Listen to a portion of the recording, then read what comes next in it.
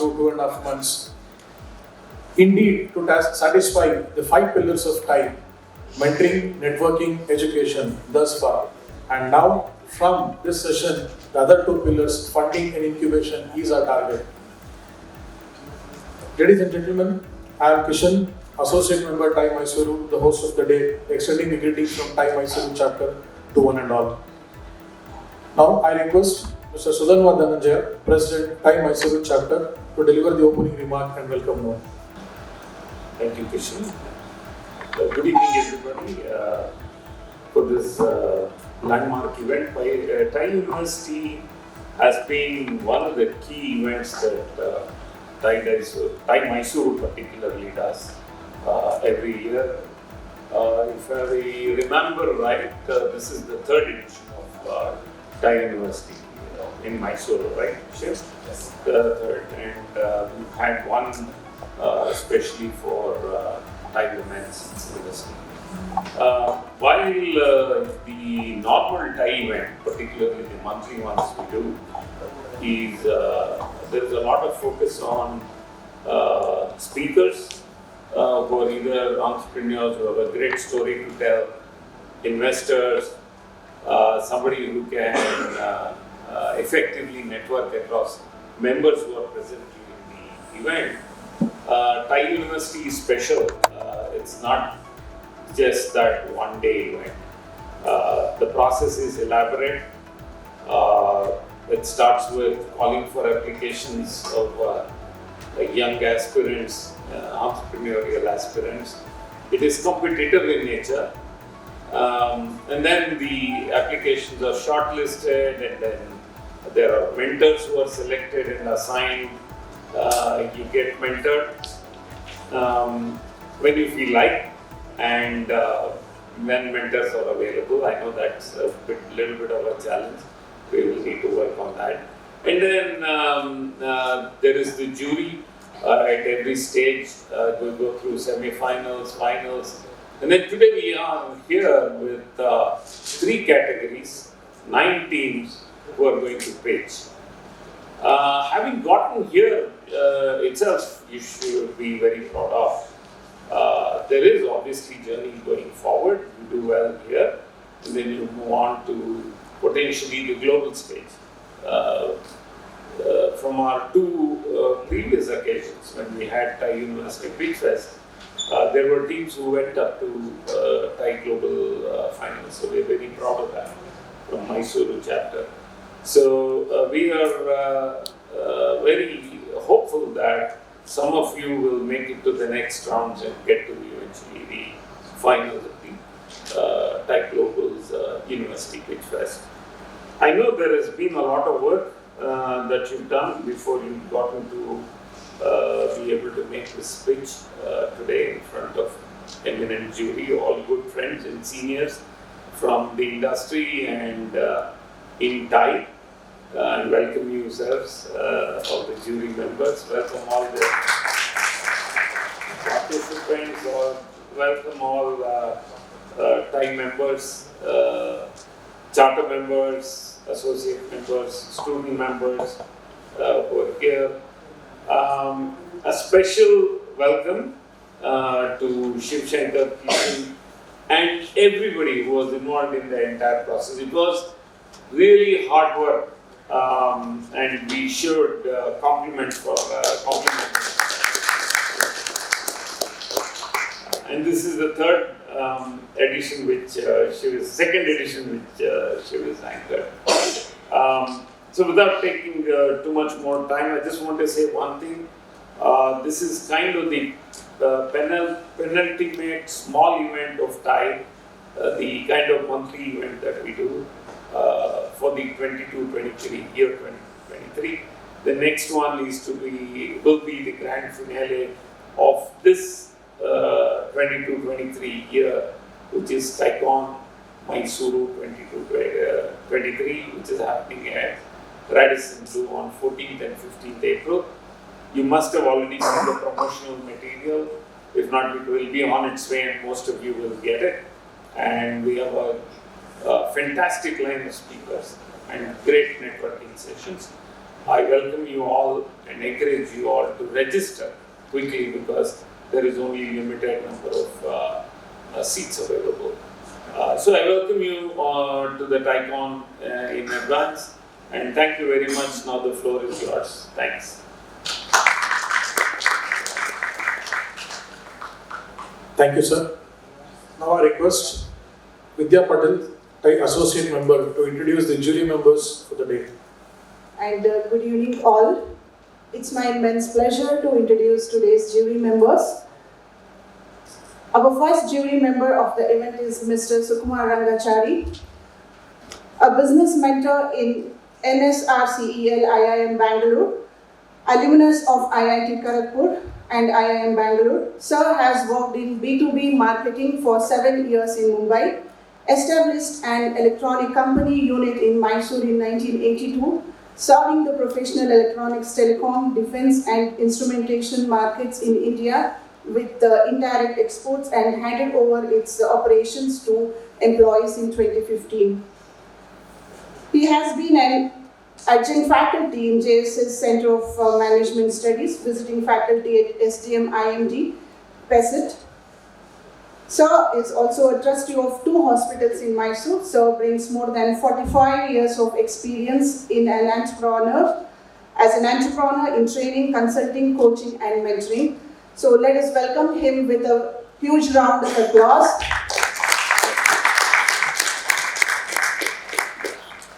Our next jury is Mr. Srinivas Varadarajan, CEO of VIGYANLABS Innovations Pvt, Mysuru. Mr. Srini is an innovator and entrepreneur with master's degree in computer science and engineering from IIT Mumbai.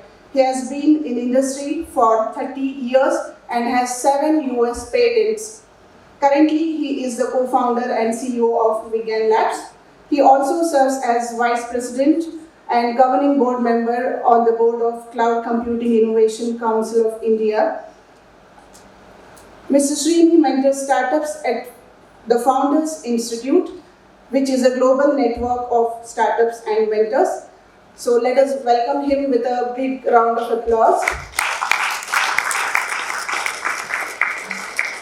Our next jury is Mr. Achutha. Mr. Achutha is an IT and software industry veteran with more than 3 decades of business experience. He founded Unilog Content Solutions in 1998, and Unilog is today a global e-commerce product data management giant in B2B marketplace. Under his leadership, Unilog has grown from small technology startup to becoming one of the top 5 e-commerce solution providers. Mr. Achutha holds a master's degree in industrial engineering from NITIE Mumbai. Currently, he is the chairman of Infopine Consultancy Services Pvt, an ERP product company headquartered in Mysuru, working on several AI/ML based initiatives. He is also an investor and he mentors startups to achieve their business goals and builds their future with an individual goal of creating greater number of entrepreneurs. So today you are going to present yourself in front of the people who have more than 30 decades of experience in the area of entrepreneurship. I wish you all the best to all the young innovators today. So over to you, Kishan. Thank you, madam. Before we start the Pitchfest or pitch, let me give you one more final instruction. So the entire duration for your pitching is 8 minutes. At the end of 7th minute, there will be a single bell, and at the end of 8th minute, there will be the double bell from the table here. So followed by the Q&A sessions. For ideation stage, it is 4 minutes Q&A. For MVP stage, it is 6 minutes, and for traction, it is 7 minutes Q&A.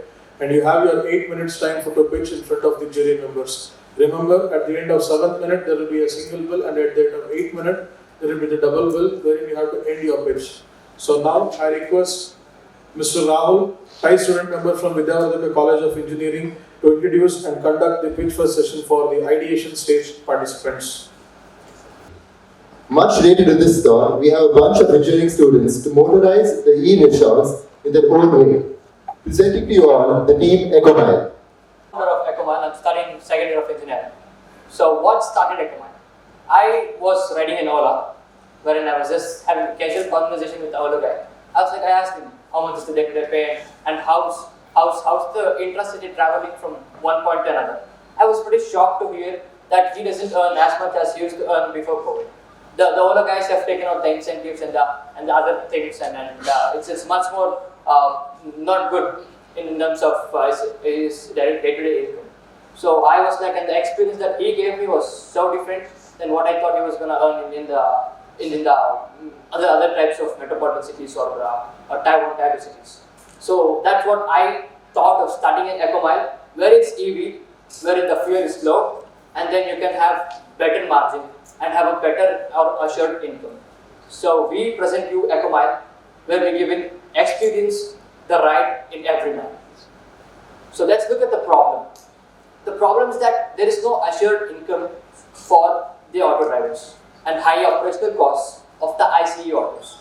Right now it's around 2.5 per kilometer for an ICE auto to run, whereas if you take for an EV rickshaw, it's around 0.4 to 1 per kilometer. And then expensive taxi services.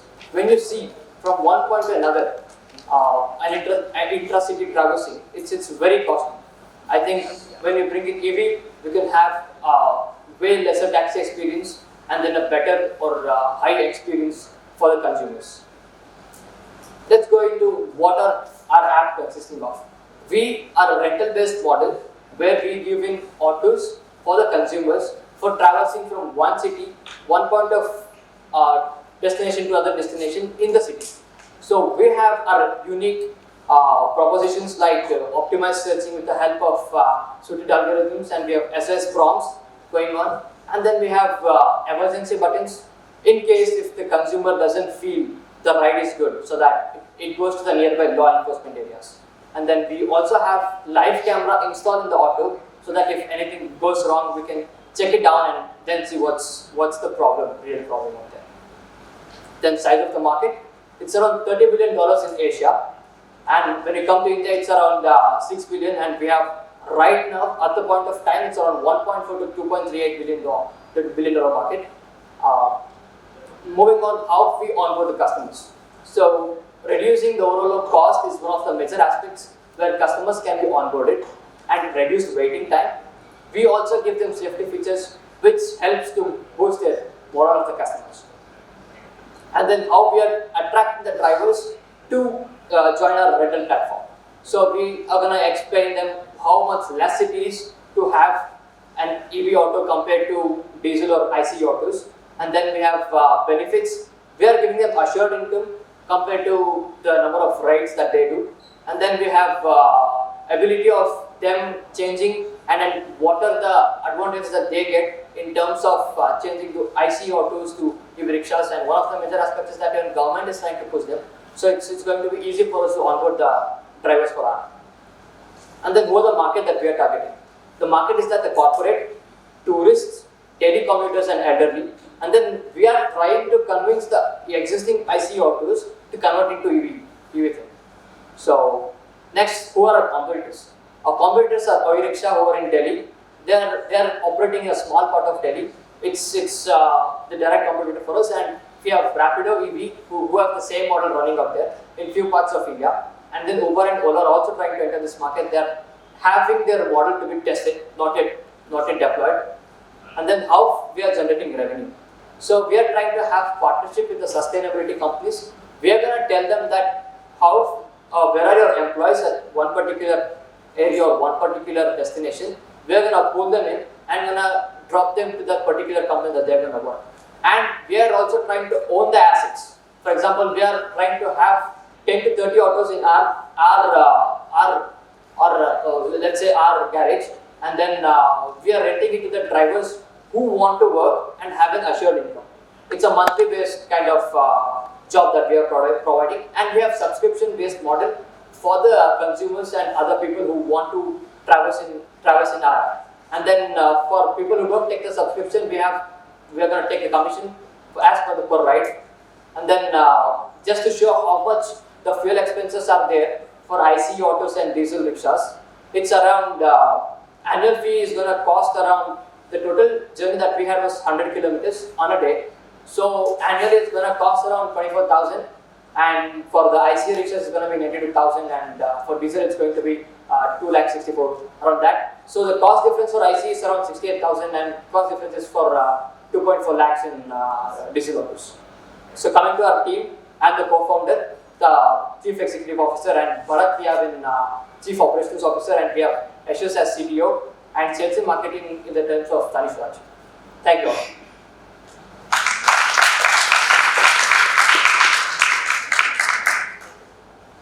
You were talking about some assured income. Yes, sir. So what do you mean by that? So we are going to own the assets, we are going to own few autos, and we are going to take all the money that we are going to get from the consumers. We're going to tell him that you are going to get this much, like a salary type of thing for the auto driver, not based on the rights. We're going to tell him we are going to give you money, monthly fixed. You have to do the minimum amount of work that needs to be done. What is the entry barrier you are looking at? Because you are also thinking Ola and Uber will come, Rapido is there. So how do you think in the competition, you will be having an entry barrier and you will be able to differentiate? So right now, sir, we are going to reduce the cost. That's going to give some breathable space for us to enter the market. And then once we enter, we're gonna give them experience in a good manner, so that the customer doesn't go on board, or if the riders don't go on board and go for the other Ola or EV markets. See, your USP, what you are talking is about an e-rickshaw. Right? Exactly. What prevents Ola or Uber also to come with, see, economics will dictate people to go for cheaper options, right? Earlier it was again petrol engines, then you have the gas engines now. As you go by the same auto rickshaw will probably be, driver will get into an e-rickshaw. Exactly, sir. The problem is that they have IC existing drivers. So how are they going to convince them that we are going to onboard EV drivers? They are going to get more rides, and it's going to be less, and you guys are not going out of job. It's going to be tough for them to convince that the IC drivers is going to be out of job. It's a social problem in both ways. Already there have been instances of strikes and all this in Bangalore. So it's going to be, there will be a lot of Me Too coming with you as soon as EV comes up. Yeah. Because everybody will go to EV ultimately, right? There will be some resistance initially. And Ola themselves coming up with the e-bikes, right? They are coming to the factory. Rapido is very popular. Right. One big question. Isn't this a capital intensive business? And if you want to start in a one city like Mysore, what kind of capital expenditure you need to start up? You did the analysis of it? Right now, sir, I think starting it's a capital intensive business. The initial investment is too high. I think at least 5 to 6 crores is needed to start the business. Thank you. Have you done any kind of a break even the number of times? Something at least at the back of the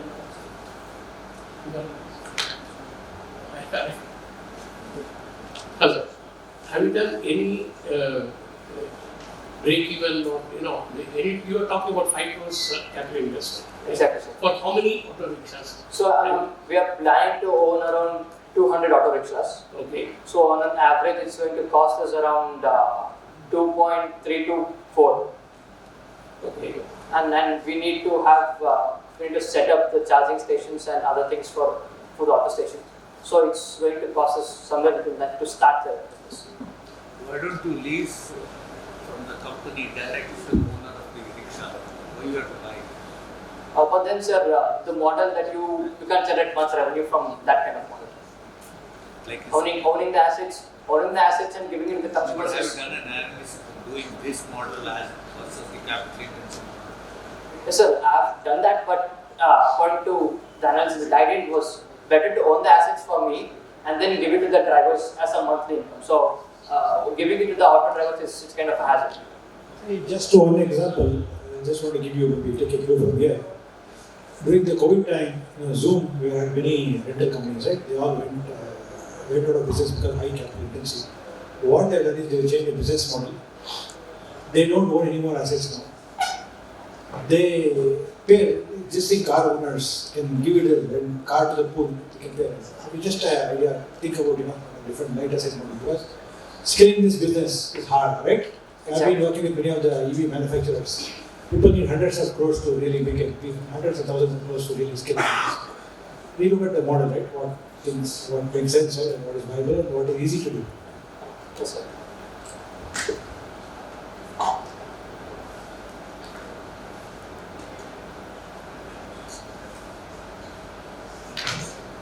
Any work on you've done, continuing what I asked you earlier. Forget about the beginning. Any kind of a break even you thought, when will you break even and what? I think if we start now, Yeah. I think I need around 2 years to just have a breakthrough in the market. Have you done any exercise on that? It was just basic, not It's very simple. The number of rides you do, you can do. Sir, I did that. It was average ride that I could take was around say on average I traveled 10 kilometers for one single ride. So I took it was around 65 rupees for an EV, where it was in Ola it was around 88, 83 kind of thing. The existing auto rickshaws, what is an average kilometers they drive per ride? Per ride it's around 12 to 30. 12 kilometers per ride in Mysore. Exactly. In Mysore. Yes, so they do most of the thing. Most of the thing I talked to it was. I'm talking about an average. Oh, but I just talked with a few of them because just moving through industrial area and coming back to the city side, it was around 10 to 12 kilometers on average. Thank you, Juresh. Advait, we'll see where that and ApnaEV in coming days in EV space. Thank you very much. Thank you, Team ApnaEV. I request the jury members to update the scorecard, please. Charging the battery is a need for any electric vehicle, but an appealing depiction would be hassle-free charging. Yes, I'm right when we have ApnaEV with me here, presenting you the next team, ApnaEV. And we are ApnaEV. India has over 1 million electric vehicles on the road today. And with faster, cheaper and better EV models hitting the market every day, it's getting harder for EV chargers to EV drivers to find charging stations. And with more number of EVs on the road, more and more EV drivers need to find charging stations. Fortunately, ApnaEV has you covered. So before we move on to that, let us look at the problems we are facing and the problems we aim to solve. So with our interaction with multiple EV owners, we have narrowed down our focus to these 5 problems. The first one being range anxiety. So what is range anxiety? Range anxiety is a feeling which is familiar to a person who has a phone and he is very low on charge, but he wants to use his phone for a little bit longer. So this is a feeling that is very familiar to an EV owner whose battery is really low, but he wants to cover an extra mile. So that is when range anxiety will hit the EV owner. The second will be the long charging hours. So to charge an EV, it does take a lot of time, and in this particular amount of time, the owner might just be waiting for his EV to get charged. So he might be wasting potential time which he can put to good use. And the third being the limited range of an EV. It is a fact that all EVs have very limited range, and this is a problem which we want to solve as a whole. The fourth being the poor usage of existing charging stations. So there are quite a lot of public charging stations in India and maybe even more residential charging units, but they all are not used to their maximum potential. The last one being charge anxiety. So this is the feeling when the EV owner wants to charge his EV, finds a charging station, and he reaches there also. But then when he reaches there, he finds out that the charger is not free, or that the charging station is out of order. So this will hit the EV owner with charge anxiety. So now let us look at the solutions that is already existing in the market today. The first one being Charge Zone. So Charge Zone provides the feature of a map where they have the locations of these particular public charging stations in and around the EV owner and a charge scheduler. So what a charge scheduler does is that it will give you the feature to pre-book a public station. So you will be not having this charge anxiety. You can be sure that at this particular time, I can be sure that I will charge my EV. The second is the electric pay. This also provides the feature of the map and the trip route planner.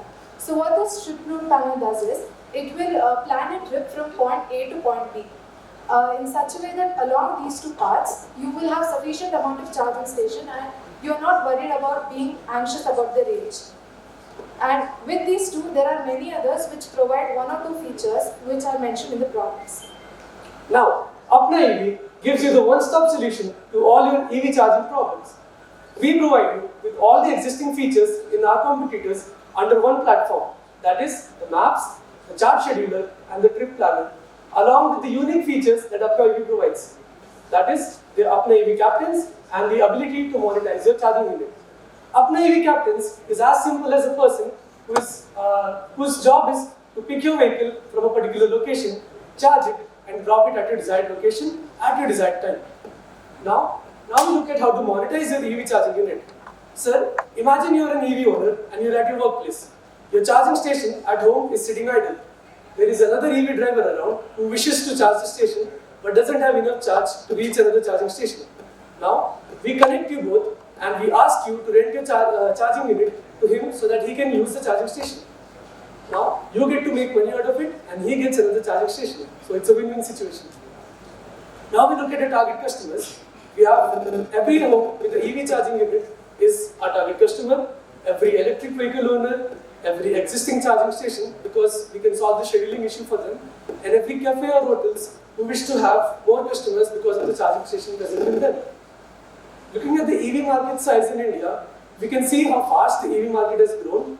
It was almost non-existent till 2021 and now we can see the projected growth rate and how fast it is growing. Looking at the addressable market is the market for ApnaEV. So, India's Energy Efficiency Services Limited states that India will have around 79 million electric vehicles and 8 million public charging stations installed by 2030. So, taking these numbers, we can estimate that the Indian EV charging industry alone will have an average revenue of $21.9 billion. Looking at the execution strategy, ApnaEV will first focus on Tata EV owners because Tata has a market share of 83% in the EV industry of India. Now, we look at a few testimonies we got out of our market research. So Chandana, she is a Tata Tiago EV owner and is a young person who goes to work every day and is really excited about making money out of her charging station at home. Ayman is a long distance traveler and also has faced the scheduling issue a lot of times where she has reached the charging station, just find out that it's being used by someone else and doesn't know for how long they will use it for. Next we have Sridevi, who is a homemaker and doesn't use an EV that often and sees ApnaEV as a good opportunity to make a couple of extra bucks out of a charging unit. Now, Aarti. I'm Vedant Singh Mungar and I'm the co-founder of ApnaEV and she is Naga Prapti, who is also the co-founder. So this idea came to me around December of last year where I pitched it to all my close friends and they gave me a lot of insights, but no one like Prapti. She came back with her market research and also with an addition of a couple of features to ApnaEV. Along with just the two of us, we have all our friends such as Arun, Puneet, and Chanchal who helped us with the website, the logo design and the market research. So, although ApnaEV might seem like it is solving all your problems, we will accept that there is one problem which we might not be able to solve, and that is if you forget to put your EV to charge the night before. But maybe we can think of a solution to that by adding a feature to ApnaEV called Charge Reminder. Thank you.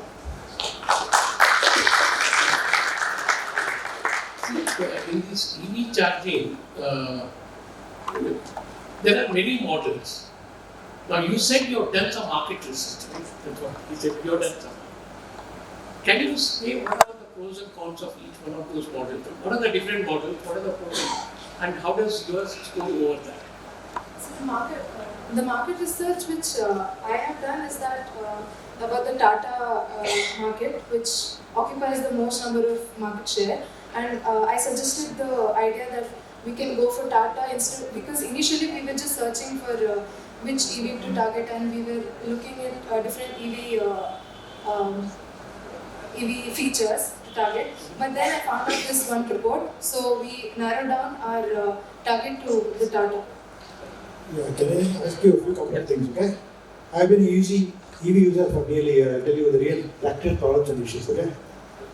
Okay. Finding the EV charging station is not a problem. Most of the EV charging stations are empty most of the time, including Tatas. Okay. The problem is when you have time when you go to a charging station, the charger is broken. That's the number one problem. Availability of EV chargers are plenty. Most of the time is unused. Chargers are broken. Only when you go there and you figure out charger is broken and there is no support available, right? And you have to figure out. Now I know how to fix the charging station, how to make it work. So that's the root. So the number one problem is not availability of the charging station. Charging stations are plenty available, unused. The number one problem is to solve is whether the charging station is working or not. When you go there, you find out it's not working. That's the number one problem. Next thing is, I think the apps are there. I don't know, I have looked at Xeon. There are a lot, I have pretty much all the apps in the country on my phone. Use all the apps. I think, app is not the issue today. Because when you have an EV, the EV vendor itself provides an app which is fairly good. Tata provides you an app which gives a map of all the EV charging stations, the location, nearest one, whether it's up or down. Pretty much everything is available. I couldn't really figure out what is the value we're trying to add, right? Sir, we are trying to add a numerous amount of charging stations to the map that you will be seeing on your car or any app that you use. So it will be very limited in a city, and if somebody is using it, you might not get a chance to use it, or you might not know when they might finish it off. And I believe a charge scheduler is something that is not present in most of our competitors. So we'll give you an opportunity to book a charging station, and in that period of time, there will be no one else allowed to charge, and you'll be paying via time consumed rather than the number of units consumed. That is one difference that we have. There are slow chargers, fast chargers, and there are hubs of chargers. And you are also talking about going to home and charging.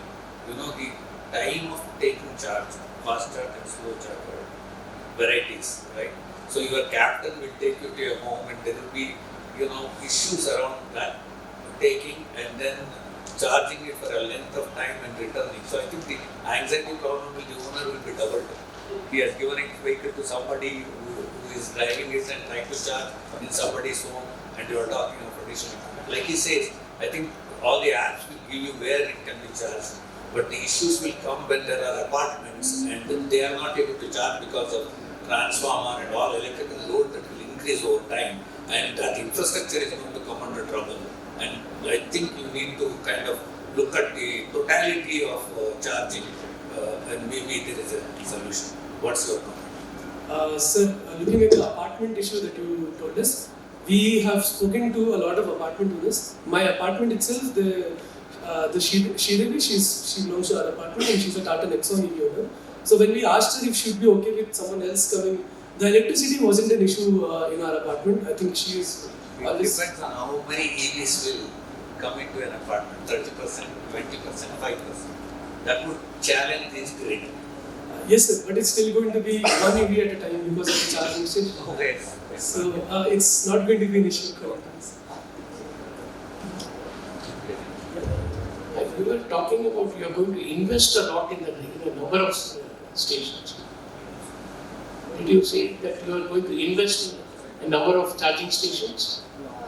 No, sir. The problem I mentioned was that there are a number of public charging stations, but there are more residential charging units as well, and they are not being used to their maximum potential. Okay. So you're going to use the existing charging stations. You're not going to invest in it. No, sir. Our plan is to connect all the drivers to all these charging stations, and even the ones that we'll be adding, along with the other features that we'll be providing.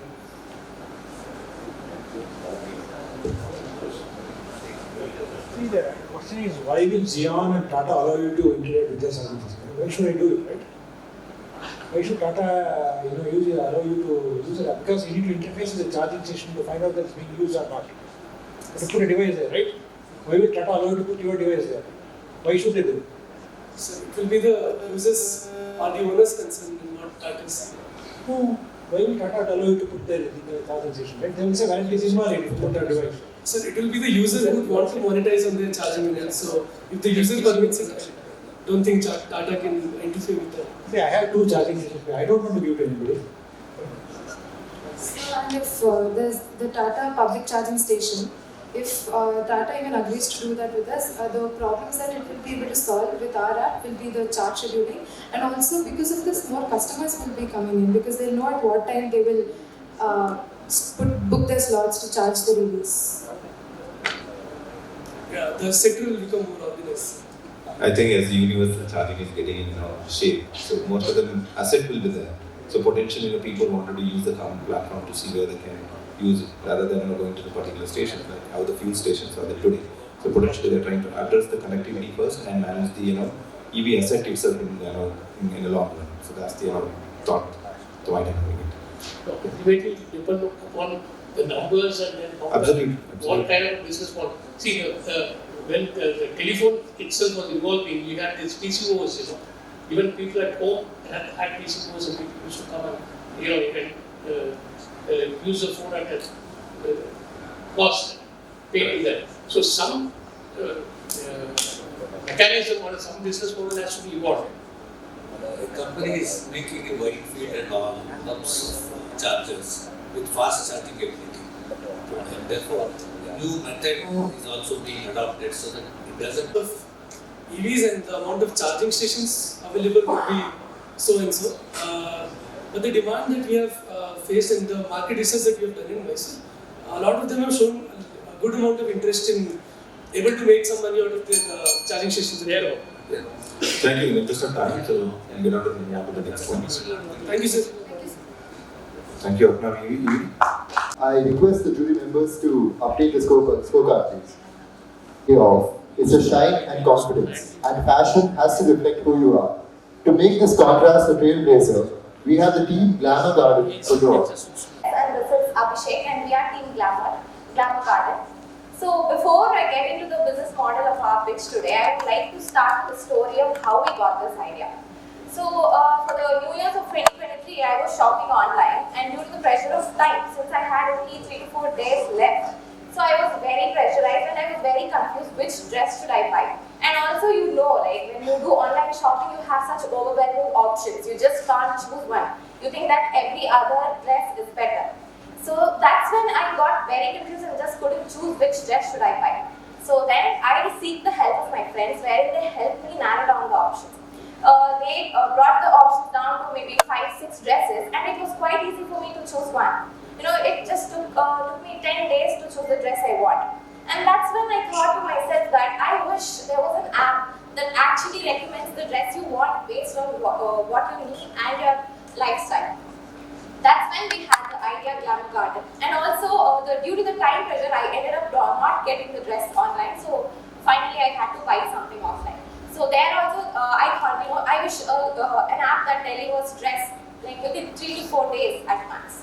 So that's when we had this eureka moment of Glamour Garden.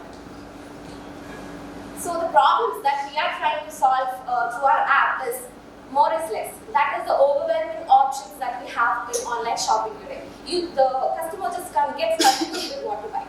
The second is can't keep up with the trends. So the trends keep changing every single day, like we all know. And the third one is not a perfect fit. So we all have experienced, at least once in our life, wherein the dress we purchase is not right for us, wherein we have to get it altered or return it, exchange it, or so on, right? And also one more thing that we're trying to address is the time that we spend on shopping. Maybe if you guys it judges, when you go shopping with your wives, see the amount of time they spend shopping, right? It will be minimum 1 to 2 hours they'll be spending. So these are the problems that we are trying to solve. And how are we trying to solve this? First is the personalized fashion assistant. So when the customer logs into our website, we take their basic questions there. We'll be giving them a set of questionnaires wherein the customer will be answering that based on their preferences, lifestyle, and their body measurements. So based on that, we start recommending the right fit clothes to the customers. So it's like we do the shopping for the customers and recommend what they exactly want. The second one is event calendar. So it's like a normal calendar that is given to each and every customer, wherein they can mark their important days for which they might need a new dress. And once they click into the date, we give them questions like, is it for a party occasion, or like a western wear, or Indian wear? If they click Indian wear, we give them further options like sari, lehengas, chudidar, etc. Based on that, we recommend. And also for Western wear, we give them gowns, dresses, shirts, jeans, casuals, formals, etc. Whatever they select, we recommend those types of clothes to them. The second one is the target audience. So our main target is the young women from aging from 15 to 40 and who are also professional. And pricing is very affordable, so we're basically targeting the middle class people also with a very affordable pricing. And the app which we have designed is very easy to use and hands-on experience the customers will be having. So this is just a brief about us on who we are. So what we basically do is we source a wide range of clothes from the manufacturers, high quality unbranded clothes from the manufacturers, and then this goes to the quality check and it is endorsed by our fashion experts who further value add to the dresses, and they also give the brand name and their insignia. So based on that, they are converting an unbranded cloth to a branded cloth, which gives value. And we, based on the recommendations and the requirements of the people, we then recommend the clothes to the customers. So coming to our USP, as my friend Nidhi already mentioned, our AI personalized assistant is our USP, where our AI model takes the data which the user puts in and recommends the fashion solution for our customers. And our second USP is event calendar, where you once you go to our website, you can actually mark a date on the calendar, say mentioning a particular event. Based on your data, we will be recommending you fashion solutions up to that event. And most of our clothes will be unique because we will be sourcing them from unbranded manufacturers, and that will be further validated by fashion experts. That makes our products to be pretty unique. So coming to our product benefits, our product is very simple to use and it's very efficient. It's integrated to your website. You don't have to think about shopping. You just have to mention what event you are attending, and we will do the shopping for you based on our understanding of your personality. And you will have personalized experience because, as I said, we will be taking your data and we will be personalizing the app features for you. So this is how it works. We take the customer data once they log into our website. We ask some questionnaires. Maybe it may be a personality question, it may be a size question, and based on that data, we feed that data to our recommendation algorithm, and our recommendation algorithm gives the customer recommendations of clothes which they might like. And once the customer places the order, that order will be fulfilled within 48 to 72 hours.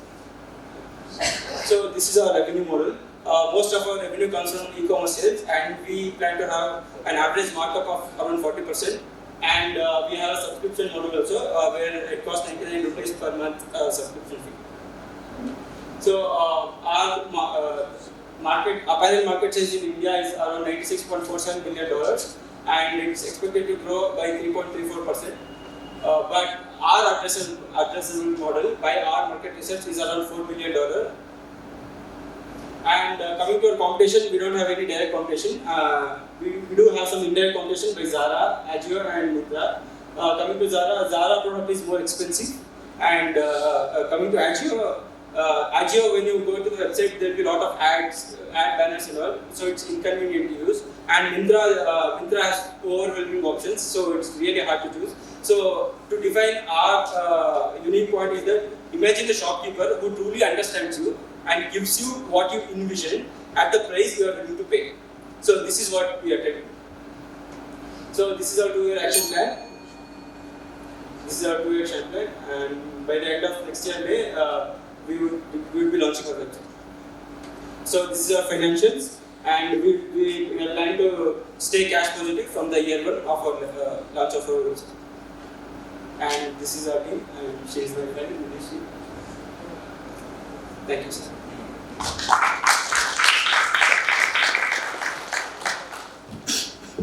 Using our go-to-market strategy, as I said. So as I said, we are at the stage where we have the blueprints to work on, and we'll be doing our soft product launch in July, where we'll be launching it to a limited number of customers, like for example Mysore and Bangalore. And based on the data we get, we intend to modify our market the go-to-market strategies. It will involve a lot of digital marketing, it will involve social media marketing, a lot of spending in order to get, because the brand is not there, you are not even selling branded. If you sell branded and give a customized service, it's different. You are saying you are going to source non-branded stuff and then personalize the requirement and provide a quality value. That's something which I wonder how to, it's a good idea, but a tough one. So once we source the unbranded clothes, that clothes will be sent to a fashion expert, few of our fashion experts, and those fashion experts, they will go through the product and they will endorse the product and they will put their own insignia on the clothes. So that will become the brand. So they are the influencers. Yes, and also the fashion experts might, we will ask them to market it online. They'll have a lot of followers. Maybe people who actually follow them and are inspired. That is our current Ensuring quality control from unbranded. So that is about the process here, wherein the fashion experts quality check. So some might be not up to the expectations, they'll be discarded. So we'll have. Are you making them your partners? Yes. Yes, so we'll be entering into a contract. What are all the things you said app-based and you also said about the AI model. Yes. So what does the app do other than getting the customer? So initially we'll be using a decision tree model, AI model, to recommend the fashion solution for the expert, for the customers. So the app will be running the AI model on a cloud-based service. So that app works as a client service. So it will be just linking the customer to our AI server. So, but the AI needs inputs. Yes, sir. That input preferences of the customer. Yes, sir. There will be some kind of a questionnaire which will be asked. We have actually. You have the the body shapes and sizes are totally different for each person, right? And the preferences are different. Yes, Yes. The fabric is different. Yes. Depending upon where they come from. Yeah, and as you also said about the event, for what event, for regular and all that. Yes. So there's one hell of a lot of questions which we'll ask you before you even recommend. Yes, sir. So, have you tried it out? Yes, Somebody actually, saying that is a person ready to sit through, ask about 40-50 questions before I even come to you back with a solution? Yes, initially we had a lot of questions, in the sense, so the questions we would ask the customers, but we did some factor analysis and brought the questions down to a manageable number, where 20-30 questions. Initially when they log in, they'll have to answer around 20 questions. After that, every day probably 1 or 2 questions we'll be asking them, and the AI model will be updating and improving based on the things. So basically, we'll not be asking all the questions at a time. Yeah, We'll be asking it. No, that makes sense. That's like you create the interest and lead them on, give them choices, and then probably go. Maybe, that's a good way to catch the interest of the customer. Maybe. Okay, and what is the customer profile you are looking at? Can you tell me the customer profile? This is our ideal customers. Basically, women. Young women between age 18 and 35, and preferably professionals People who basically shop a lot online rather than offline. and usually extroverts who attend a lot of events and other stuff. Okay. And what about your no limitation to the geography because you are an e-commerce?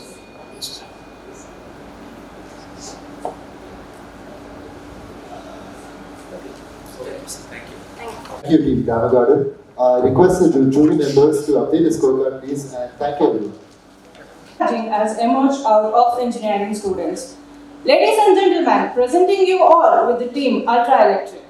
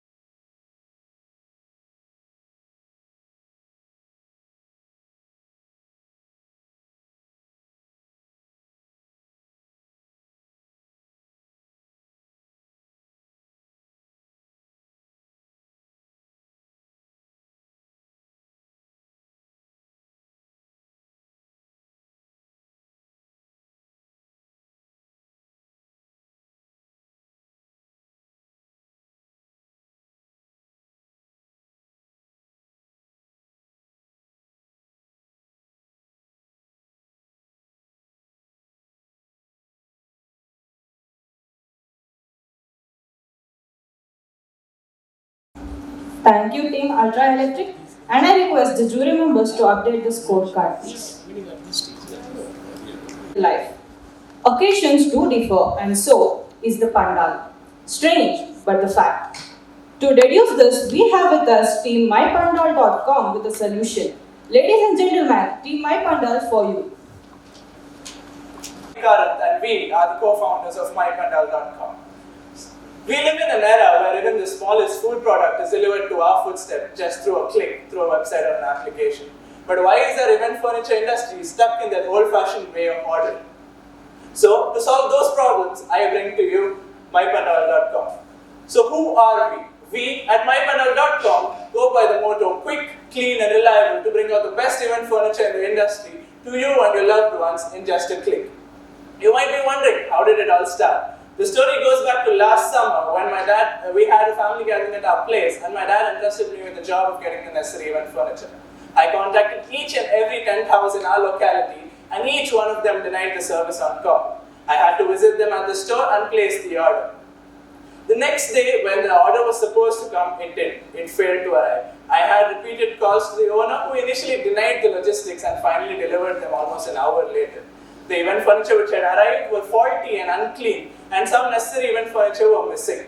This led to the disappointment of both our guests and our family members and had me wondering, why isn't there a simpler solution to this? Hence, this led to the creation of MyPandal.com. India, being a country with diverse culture and tradition, is known for its vibrant festivals and celebrations. The main problem faced by the people over the years is the inefficient service provided by the local tent houses. In addition to this, the maintenance and the hygiene of these event furniture has put a lot of customers in vain.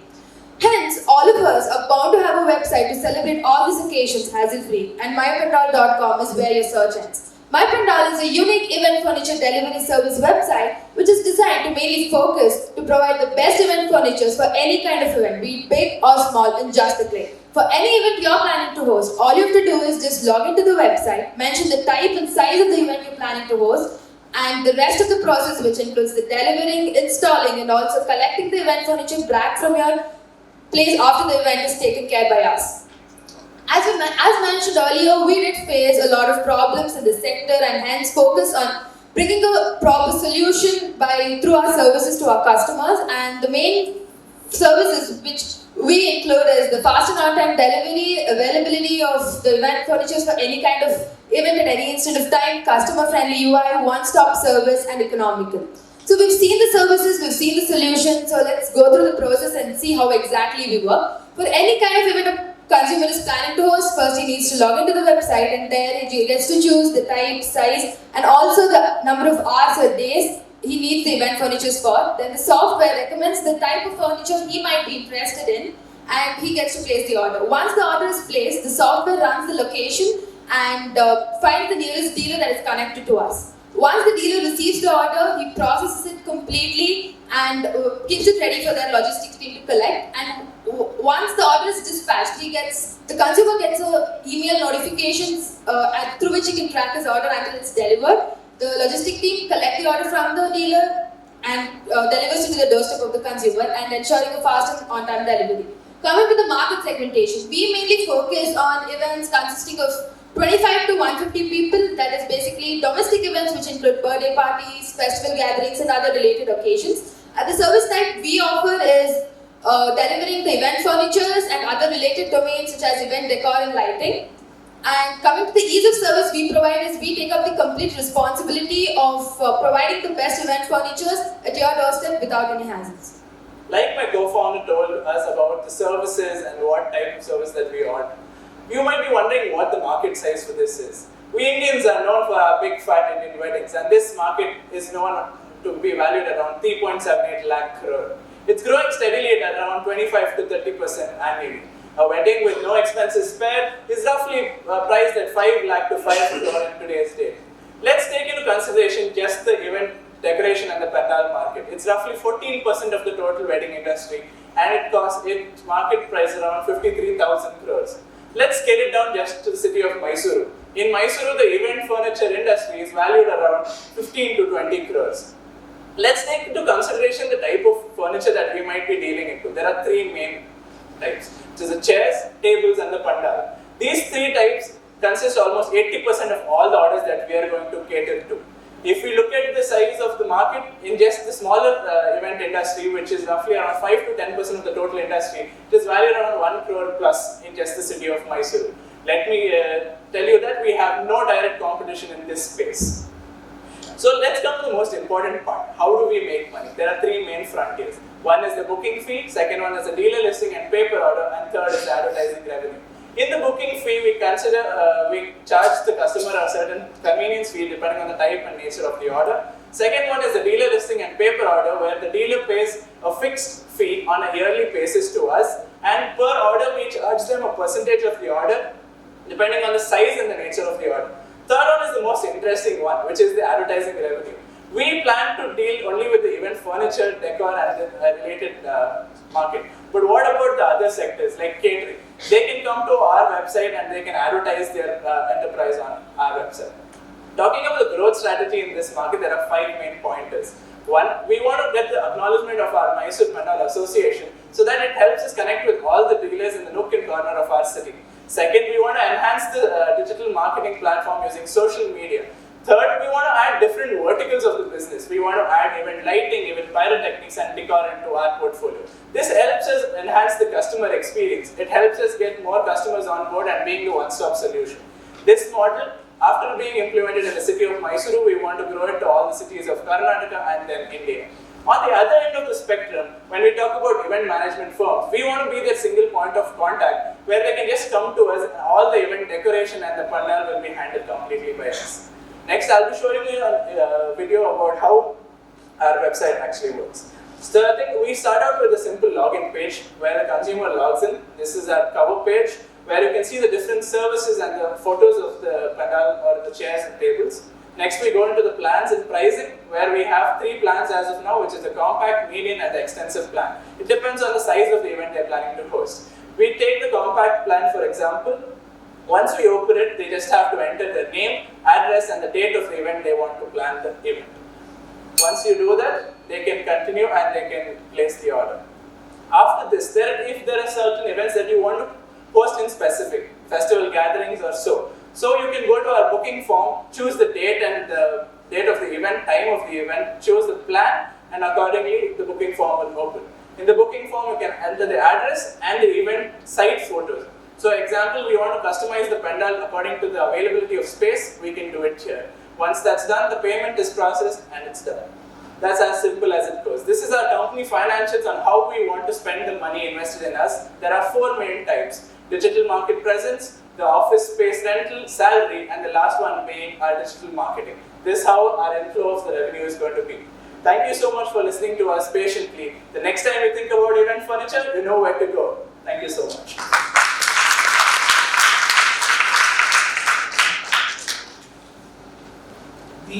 This pandal business, that is itself a highly unorganized business. That's true. It's a cash and carry business. And if you're trying to organize that, have you done any kind of, you said Pandal Association of Mysore? Yes, sir. Something. How many people you have spoken to? Sir, we've done some market validation. I've gone spoken to 10 dealers about how their market flow is. They have an association in Mysore. So if we connect to them, all the Pandal If you connect to them, meaning because if we get it deal with you're in the MVP stage, not the idea stage. So if what?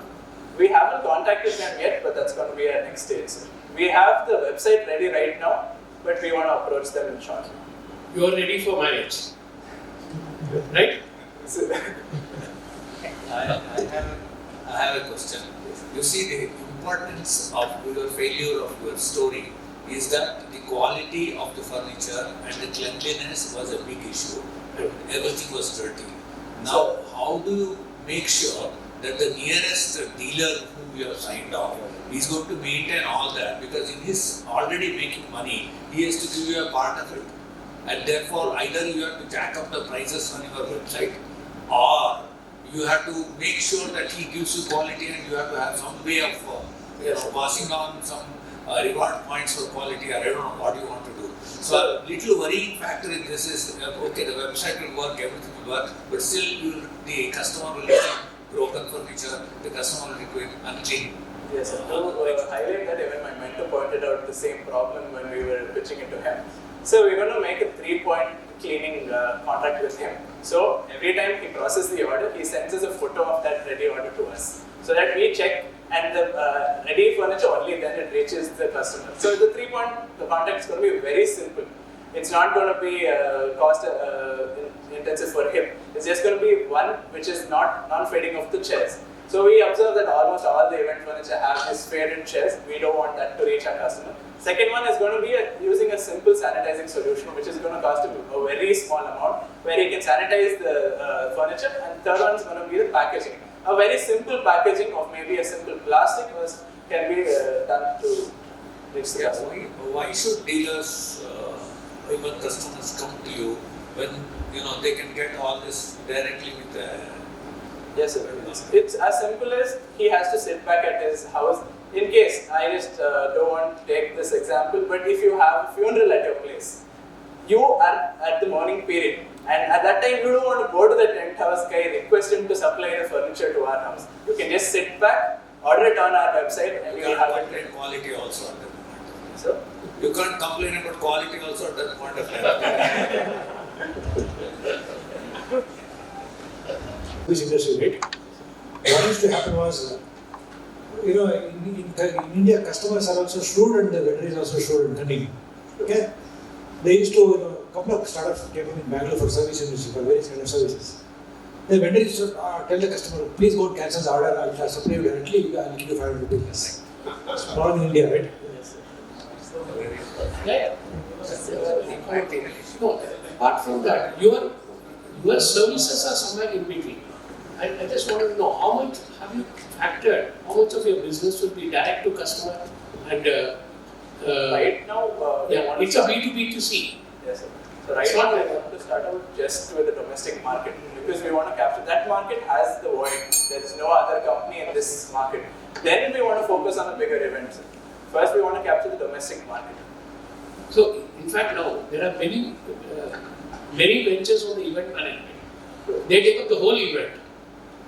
So, for them, the furniture and other things is a part of the thing. Exactly. So, like you are talking about the funerals. If I go to my Vadyar and say that, so he said, don't worry, I'll arrange for the whole thing for the next 13 days. So he becomes an event manager himself. Right? So, see, that's true. They have a tie-up with everybody. Yeah. When it comes to event management firms, they actually go to third-party firms. So we can be that one single contact. So event decoration for that matter, pandal and chairs and tables, one firm there you go. Lighting and pyrotechnics, there's another firm for that. So we can just be that one. Why not become an event manager? Sir, event management firm is it's in a broader spectrum.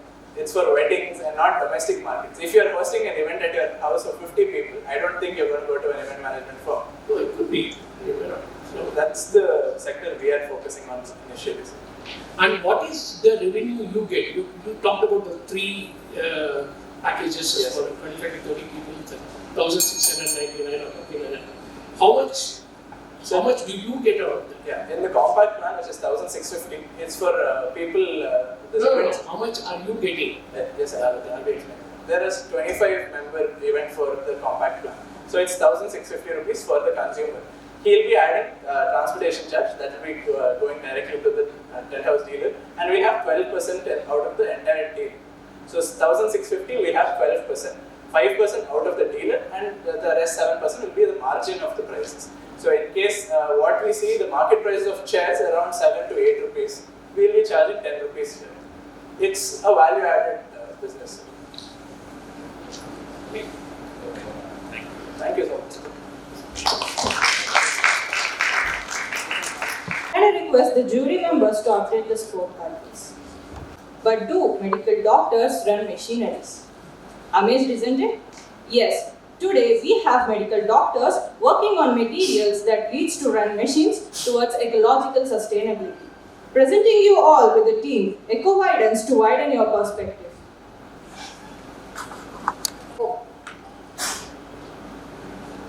Point of view number. Good evening all. Here we team Widens from healthcare background to discuss the problem and also get the solution for it. So what is the problem? When we get the food delivered, it comes in a plastic bags and plastic containers. and chemicals like phthalates, PVC, polyvinyl chloride, BPA, that is bisphenol A, tends to leach out in quite a few amounts to the food, which leads to liver toxicity, reproductive toxicity, cancers, diabetes, and other metabolic disorders. So what is the solution for that problem? The solution is bio-ons.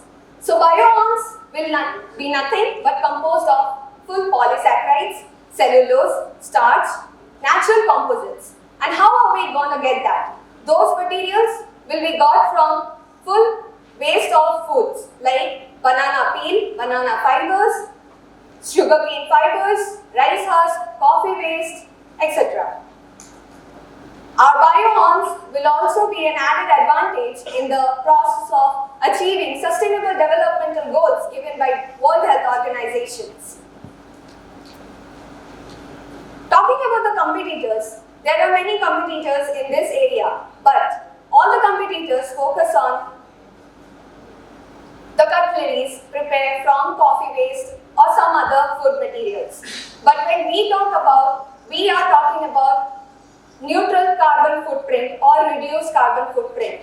Food packaging materials will be completely of natural composite, no harmful chemicals, cost effective and also customizable, and it can be definitely used more than one time.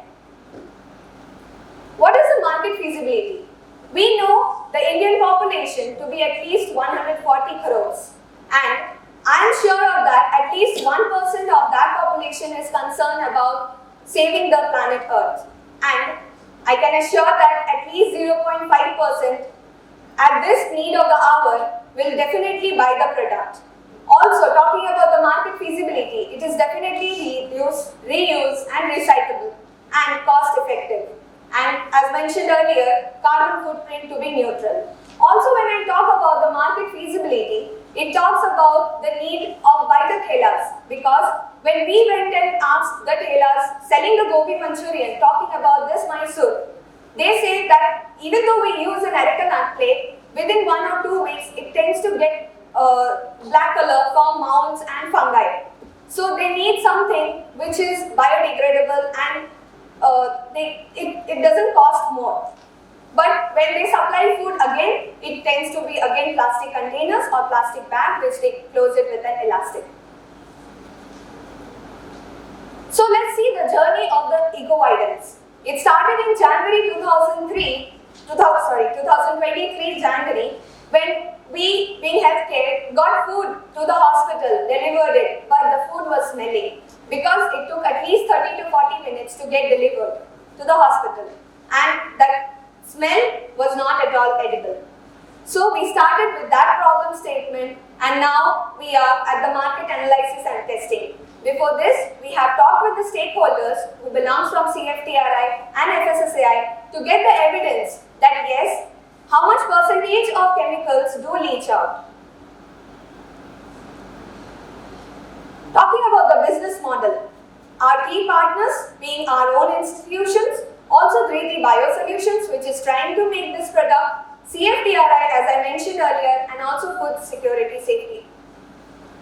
Key activities, of course, the food testing to get a proper evidence for our product, bio-ons, our own product, key resources being our institutions, 3D Biosolutions, value proposition, saying it cost effective and eco-friendly, customer relationship, of course, we are tending to make it customizable and will be open to feedback system. Channels or our marketing source will be social selling, one-to-one, traditional method like retail and the wholesale, and the customer segments being the primary ones, the restaurants, foods, packaging food, deliveries. So what is the market plan of our bio-ons?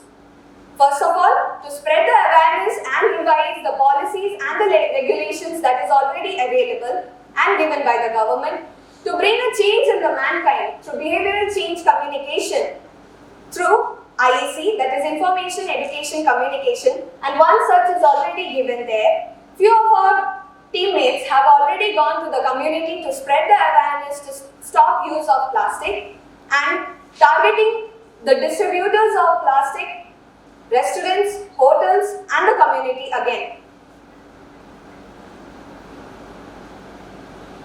What is the call to action for our product? The goal, develop bio-ons, strategy, collaborations and BCC. Talking about the collaboration, we want to collaborate with the CSR, with the NGOs, with the government agencies to implement it till the grassroots level. The need, yes of course, support, collaboration, grants, design, test, because we need to screen how much effective or how much affecting it is to the people who are working in the plastic industries for a long term, and implementation. Thank you, I'm open to questions.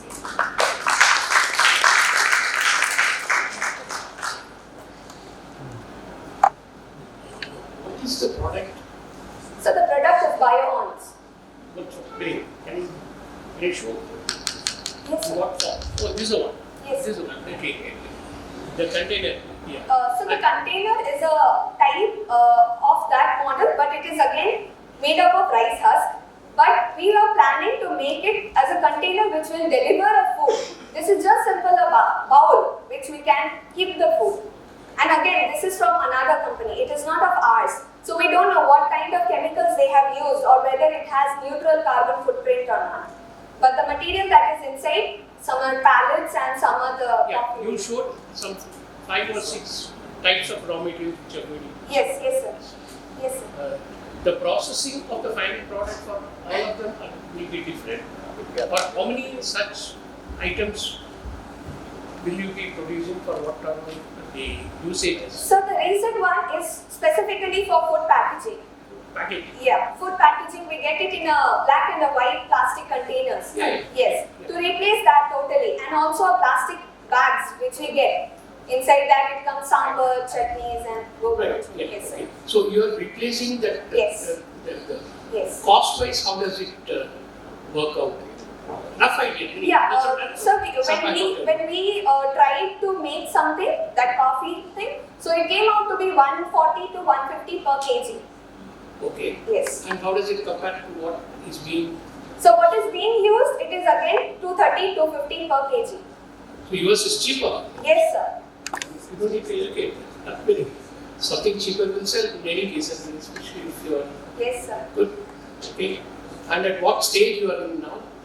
You suppose you are the MVP. Yes. But, Yes, sir. I got it. What's your confidence level now to go forward? So I'm confident enough with this product because first thing, it is the need of the hour. Second thing, it is cost effective. And third is, with one product, I mean, if we have considered coffee waste, I'm definite enough. If we consider 2, 3 combined together, it will definitely give a proper replacement for that plastic containers, which is black and white, and also a bag. Because when we consider banana fibers and sugarcane fibers, they are very flexible enough.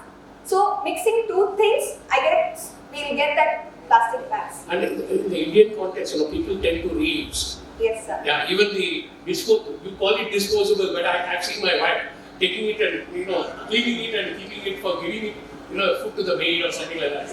So that Yes, second use, third use, although it is supposed to be disposable. Yes, sir. Now, how many uses can you do? So the plastic containers, obviously the plastic bags is not used. Yeah. Yes, the plastic containers is definitely to be used at least 4 or 5 times. And again, if you wash it and keep it for the 6 months, it is okay. But after that 6 months or within that 6 months, if we leave it just simply, it will degrade itself.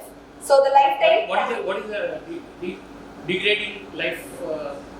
Within 6 months, sir. 6 months. Yes, sir. You tested that.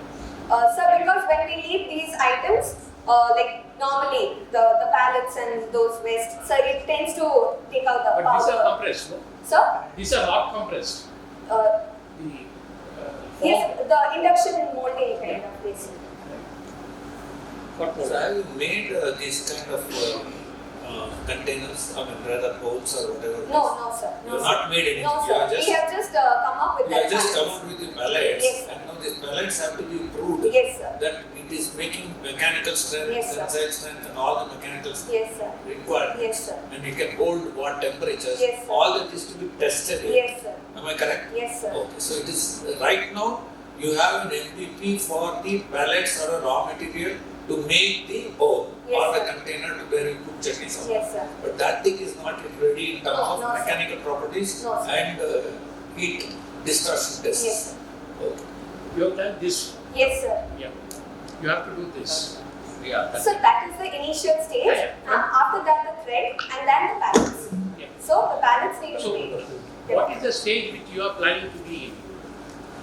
And from the raw material to the intermediate stage or to the final product also? So to the final product also. No, you could, have a franchise model of making, giving it to others to make. You can self-help groups, whatever, because it doesn't involve much investment. Yes, sir. Right. Yes. But their investment is in the initial Yes, stage. Achutha sir asking is the first level for them to pass. Yeah, right. Yeah, correct. Qualify that to for different requirements. Right. Yeah. If they're able to produce in enough numbers, I think there are people are already at the product level. There may be another revenue model they can bring in. Yeah.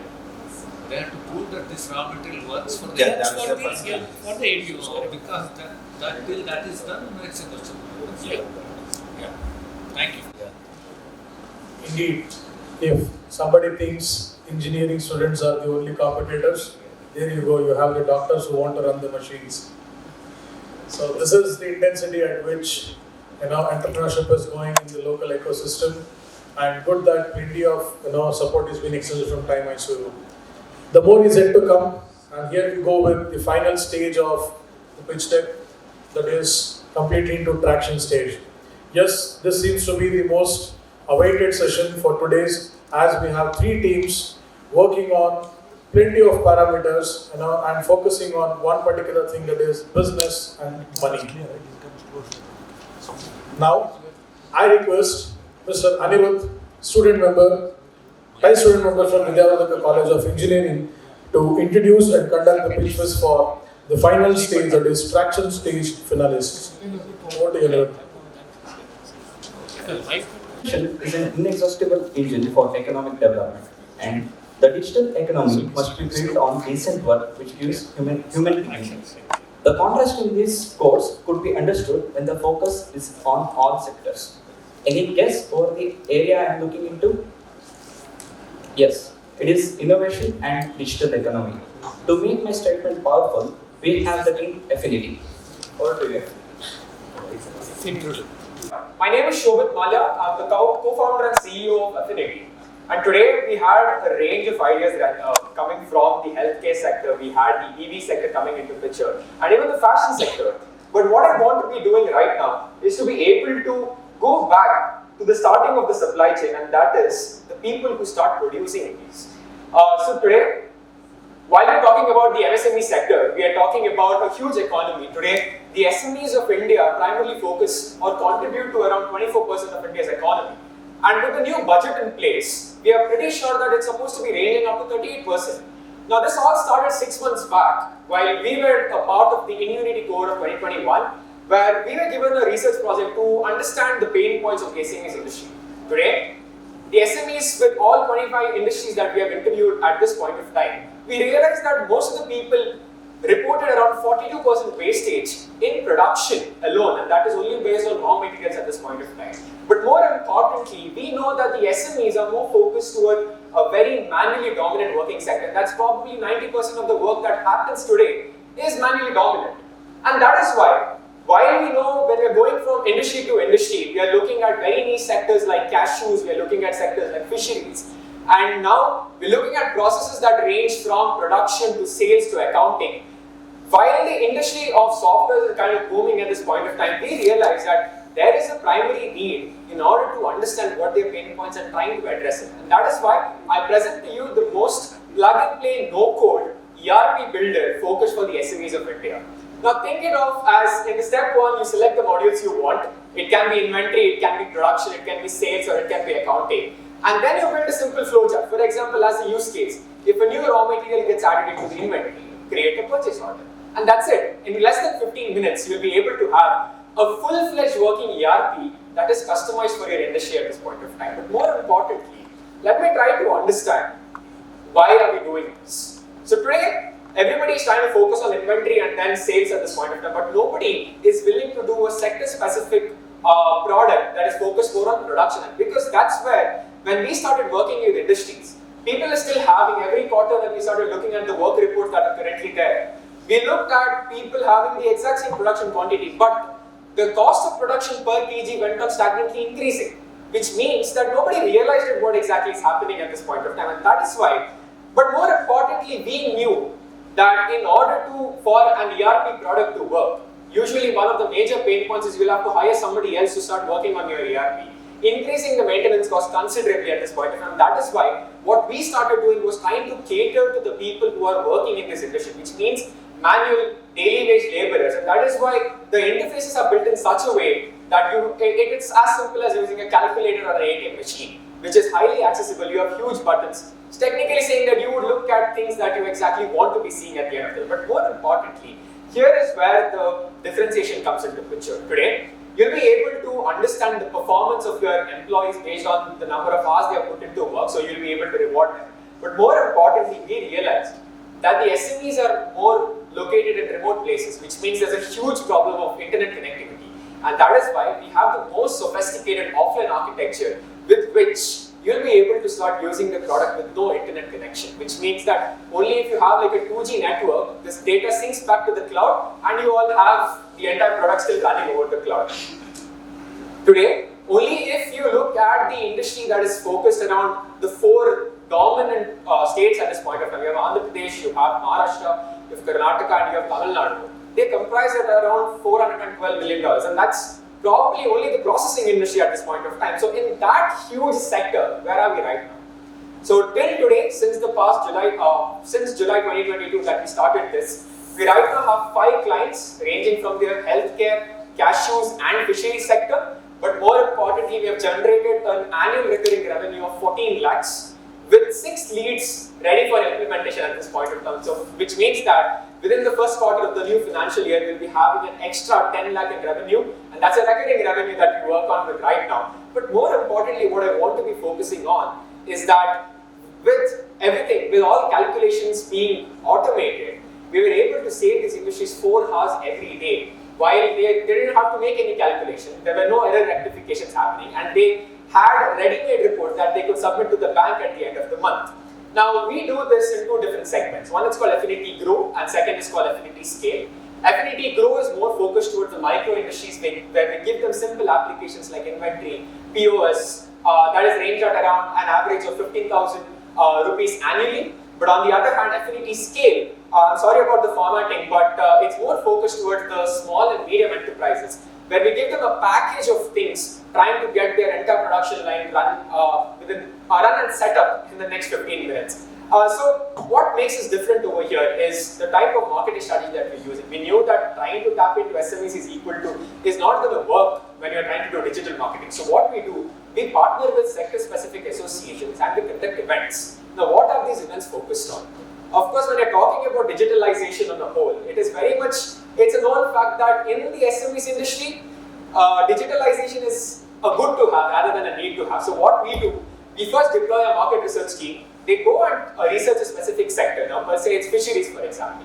We try to understand the pain points. Then we tie up with the Fisheries Association, bring all the industry owners together, and now we question them about their exact pain points and give the features of the product as a solution for them. So that's how we kind of get, that's how we were able to tap into the Cashew Association. We were able to get 3 clients right when we created an event, had an event itself. But more importantly, this is where the things get interesting, I would say, and that is my co-founder, that's Mr. Amit Bai, is an SME owner. He runs a cashew industry since the past 8 years in the southern Canada region. But more importantly, our advisors come into picture from the background of the government and association related, as well as an experience in design, which is very much important to us because we don't want people working in these industries to be spending time in learning a new software. And that is why we wanted to get down the learning curve, and that is why we have people coming in for design as well. So till this date, we are looking, with the growth that we have at this point of time, within the end of 2023, we are looking to acquire 30 customers, making a total revenue of 41 lakhs. And now when you're talking about competition in a whole, while of course there are so many companies out there, but I would like to give you a glimpse of the latest feature that we just released, and that is the state-of-the-art WhatsApp chatbot that will be integrated with your system. This is completely built on ChatGPT at this point of time, and you know what? If by any chance you can set up alerts, where if you're running out of raw materials in your inventory, it gives you an alert. If you want to incentivize your employee because their performance is really good, do it right in WhatsApp. And if you want to be able to get a weekly report of your work or anything of that sort, it's happening right in WhatsApp. So we are trying to reduce the time you spend on a platform, because you don't have to learn anything new because you already know to use WhatsApp. And yeah, just to add on, we are also one of the Google for Startups class of 2022, and I'm happy to also announce that we just closed our pre-seed round of 25 lakhs this year. So that's it from my side. I'm open for questions. Thank you.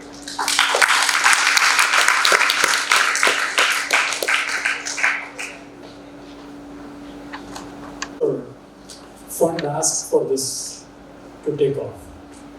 So right now, what we were trying to raise a total of 45 lakhs. We have been committed with 25 lakhs at this point of time, and the remaining is something that we're looking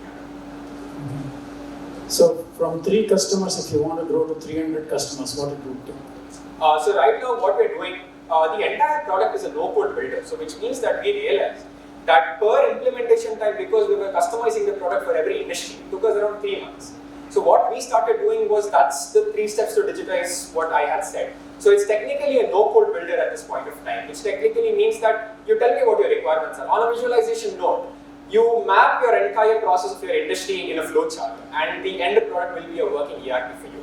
So which means that we wanted to get down the implementation time down from 3 months to 15 days. And that's the main primary focus. So on our roadmap, within the next 6 to 8 months, we'll be able to have... Yes, you are talking about with respect to one sector, like you talked about the cash flow. Yeah. Okay. So you're building, customizing for sectors. Sector specific, exactly. Because that's customizing sectors. Yeah. And then making it available for all the people in that Exactly. Exactly. Yeah. So it's the no-code builder is a generic platform. Yeah. But we tell that because we have an entire market research team that goes and understands very sector-specific industries. We then curate. It's like a template that is being created, and then we start selling it off at this point. Yeah. Maybe like a cashew processing and a restaurant. It's two completely different things. Exactly. Yes. But you have for a restaurant, but then it can be exactly. You can go on to it within giving your input. Exactly. Yes. So it's a generic product, but we are saying you talked about 42% or something. Yeah. Reduction in wastage. Wastage. How did you arrive at that level? Okay. So yeah. Can it be the same in all the processes? Yes, exactly. So what we did right now, since the past 3 months, we have been dealing with cashews and fishery sector primarily. Right. So now what we did, especially if I can give you a case study of, I think that slide was hidden. But more importantly, what we realized is, I'll give you, this is exact stats. This was my first client. This is from Amit Pai's industry itself. Yeah. We mapped an entire quarter's cost of production. They were making 90 tons, 89 tons, 92 and 90.5 tons on a quarterly basis, and that's for an entire year. Now what happened, then we started understanding the cost per production per kg at this point of time. It went from 3 rupees, went to 5, went to 7, and then stopped at 9 at the end of the year. Now we went back and saw how much are they spending. Now what happened over here was there was a lot of which were already sold were coming back because the quality wasn't that was up to the When you talked about cost, what are all the processes going? Okay, so when you're talking about costs, there were employees that were there, and more on the other hand, what was happening in the cashew industry specifically, these people take home cashews to peel it and get it back at this point of time. So what happened was, if people were given maybe say 20 kgs, they used to return back 5 kgs, but they were expected to do it in the next 2 days. Now what happened over there, that increased the amount of days going in that lot peeling. And that's where they never realized they were losing time. Each industry is different, and then you're... Exactly, yes. So that's why we started doing sector-specific research. How many such industries you have done? So right now with cashews, I have done 15 in Karnataka itself at this point of time. I've dealt with 2 industries with the fishery sector, and we've also dealt with 3 industries in the plastic packaging sector. So we have been in talks with... Where do you think your strength will lie? In processing industry or in engineering? I think... Yeah. Engineering industries, of course. Yes, exactly. We use traditional ERP models like SAP and all. Exactly. So where do you think you I want to be... Yeah, because we are sector specific, That's one thing that I want to be telling that, technically it will adapt to any process that is currently there at this point of time, irrespective. Now, of course, there's SAP, that's a legacy company out there. But we have been in talks with industries who are already using SAP at this point of time. And what happened was somebody quit who was supposed to be leading the SAP team. And the entire industry never used SAP for the next 1 year. And that is why we want to be able to empower these daily wage laborers to start using the product by themselves itself. So the maintenance cost is less. The amount of time for implementation is less. The learning curve is less. The price is also pretty less at this point. What about report generations? Yeah. So what we have as a no-code builder is technically you ask, it's a report module technically. So what you would do is just select a button telling that you want to generate a report. Now it will ask you which process report do you want to generate. Select gives you a list of all the processes, select the process that is currently there at this point. And you then tell what are the data that you want to be seen. And that's it. So it will generate it as PDF as well as Excel at this point. And then you have everything on WhatsApp as well. What about the costing, WFP costing? Okay, so what we're doing right now is primarily having a standard chart that is there. We started around 1,50,000 at this point of time. We're trying to get the cost, so we should charge 3.5 lakhs. We're trying to get it to 1.5 lakhs. And then it's per user charge. So that will be an annual recurring charge that will be taken. How is your unit economics going to look like?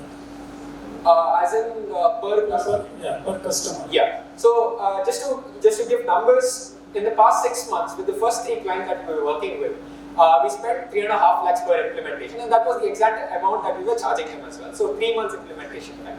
With this, we are getting it down to 15 days, which means we have an 85% margin with the product in itself. I'm utilizing 55,000 rupees to be precise per industry implementation and having an 85% margin at this point. And that's because of the no-code builder that is in place.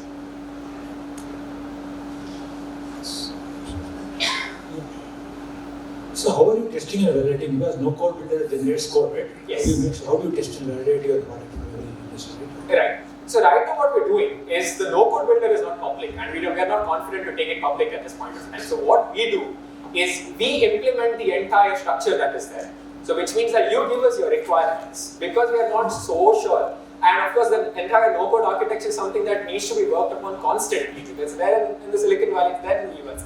But that wave of no-code is still not in India at this point of time. So what we are doing is we take the requirements of these industries, we build it by ourselves. So every time, and we have an access-based role as well. So what would happen if by any chance, we have an alert set as well. So which means that if any time, any industry's things are going down, we get a WhatsApp alert.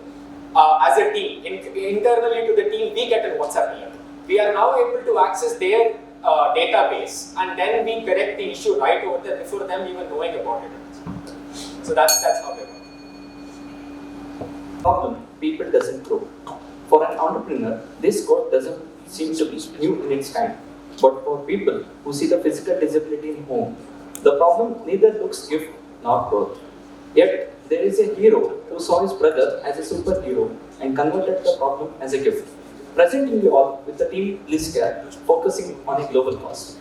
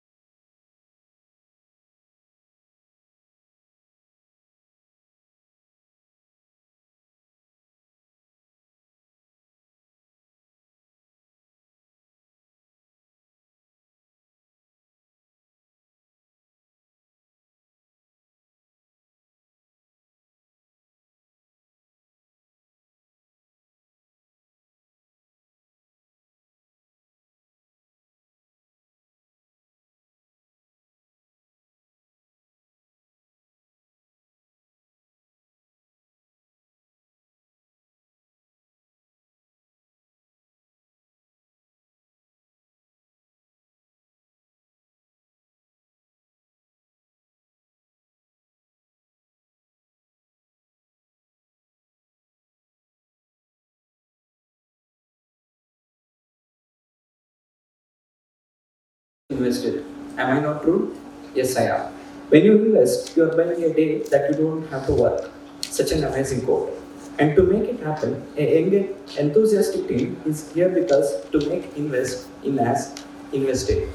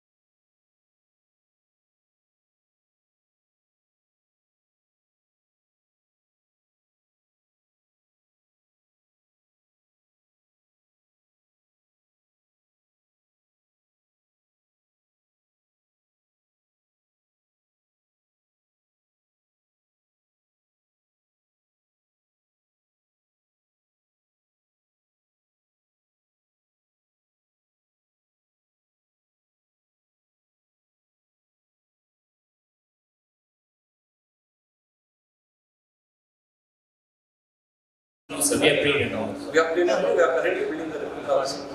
I got subscribed to So we are actually building the community right now, sir. So community of people, we have more than like around 20 to 25 entrepreneurs who are in the community, and majorly rest of them are final year students from engineering and other colleges. I think there is a legal gateway given for this kind of model. If you go back to your competitor analysis, Yeah, there's actually a company called there's a company called TiE Pitchfest. Wind and trim. Yeah, we can check their website right now. They raised around 5. Yeah.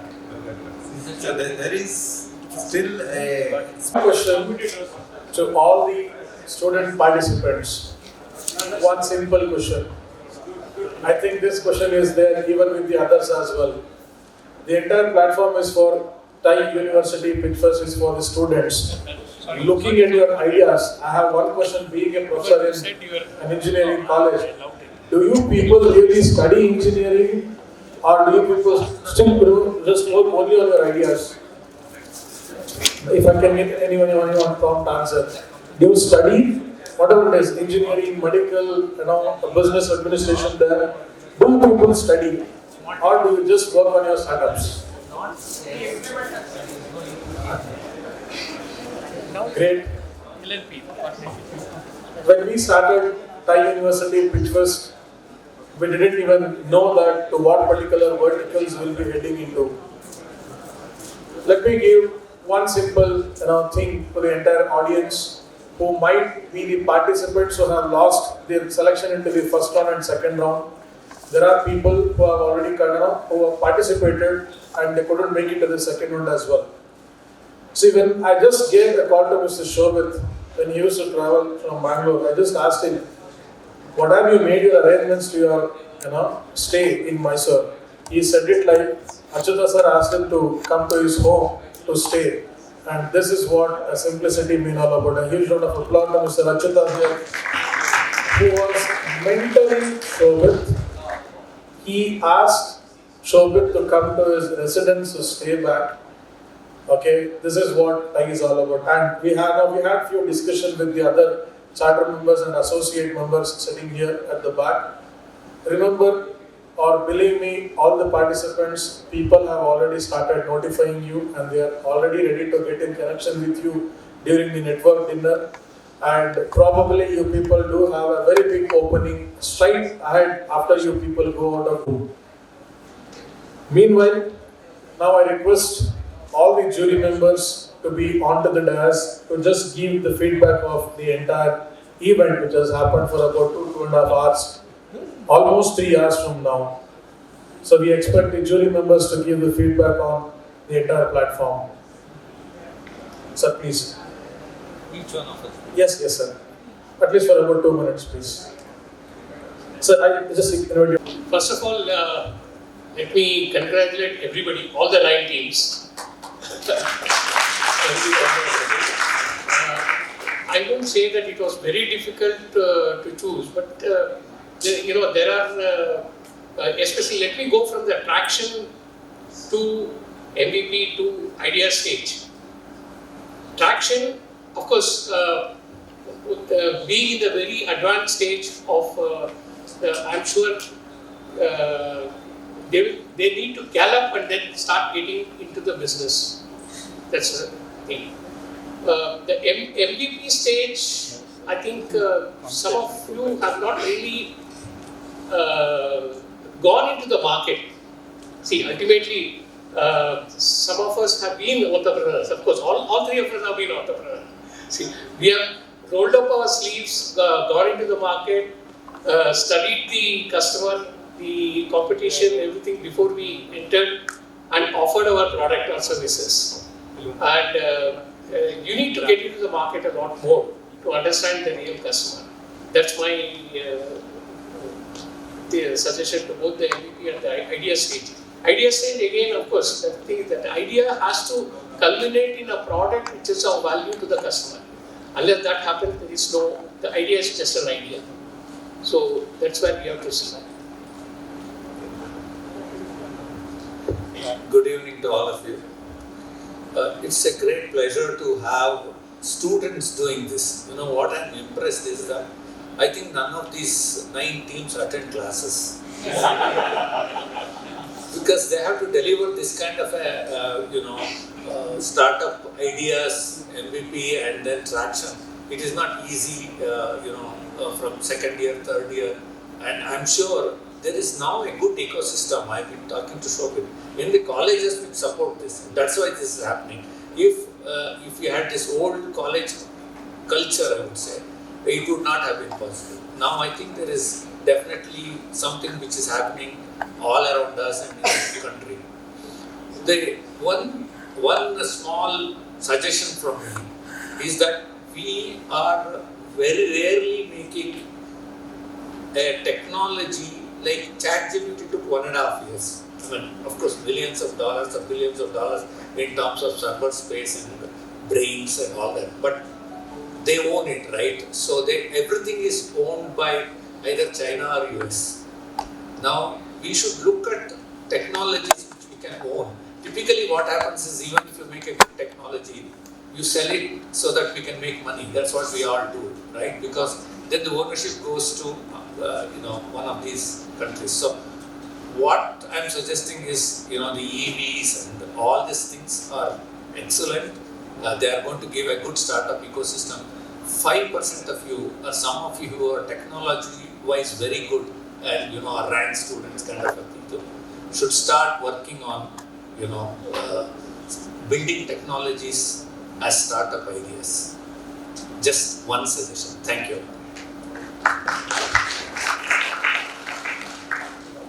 I think, so good evening everyone. I think today we had a pretty good presentation for a college students. I think it was a good thing, while you are studying, juggling between your marks and the real world and the marks, you really understood the reality. And good to see some deep people think of deep technology. Right? If you look at the Western world, how it progressed was people in the colleges, universities built technology. Right? Most of the technology got created in the universities with students. Right? Once you come into business, your priorities are different. Right? You don't need chance to experiment so much as you do as college students, right? It's a good start. I hope we can see better and better submissions coming from here in locally in Mysuru. I think as a country we need to invest in building deep technology solutions, because we don't know anything to literally zero, literally. And I think as a society, as an ecosystem, I think we should also promote and also thinking of creating crowdfunding here, right? Because unless I don't think we can build something like a ChatGPT would never been possible in India. Hey, people will say, hey, it's useless, this is the standard dialogue. I don't think the investors also short-sighted, right? Let us change that, make a beginning in Mysuru. Let's create a platform for crowdfunding. I'm also, I chip in my bit of it. So we can build deep tech companies, right? Because overnight, no great technology is built overnight. It requires years and years of investment and hard work. And we just made a start. It was good to see some deep tech companies here. I think all these deep tech companies need support from the ecosystem, and especially from TiE, can also rope in others. And hopefully we can create some great technology company coming out of Mysore soon. Thank you. I think when both the side are looking forward for this type of presentation and all, a huge round of applause given to the mentors who have taken their time and have guided the entire students for more than over 8 to 10 sessions.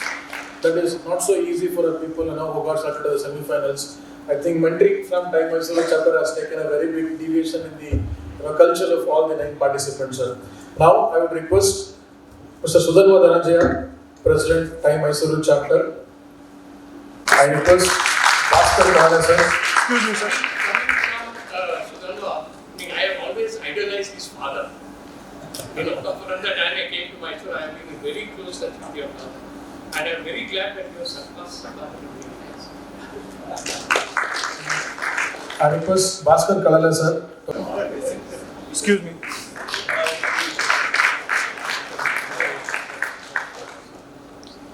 I request Dr. Mahesh sir to hand over memento to Srinivas Varadarajan.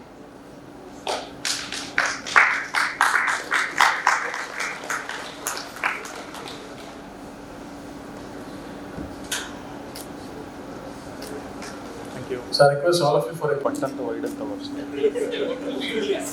Excuse me. It also hides my thoughts. Thank you. So I request all of you to. It is one of the most important thing which we do. And this year we have had more than 55 sessions of mentoring with all the teams. We are number 2 worldwide. We couldn't beat Atlanta. Atlanta had 123 sessions with an average of about 55 minutes. We came number 2 with 55 sessions with an average of 42 minutes of mentoring.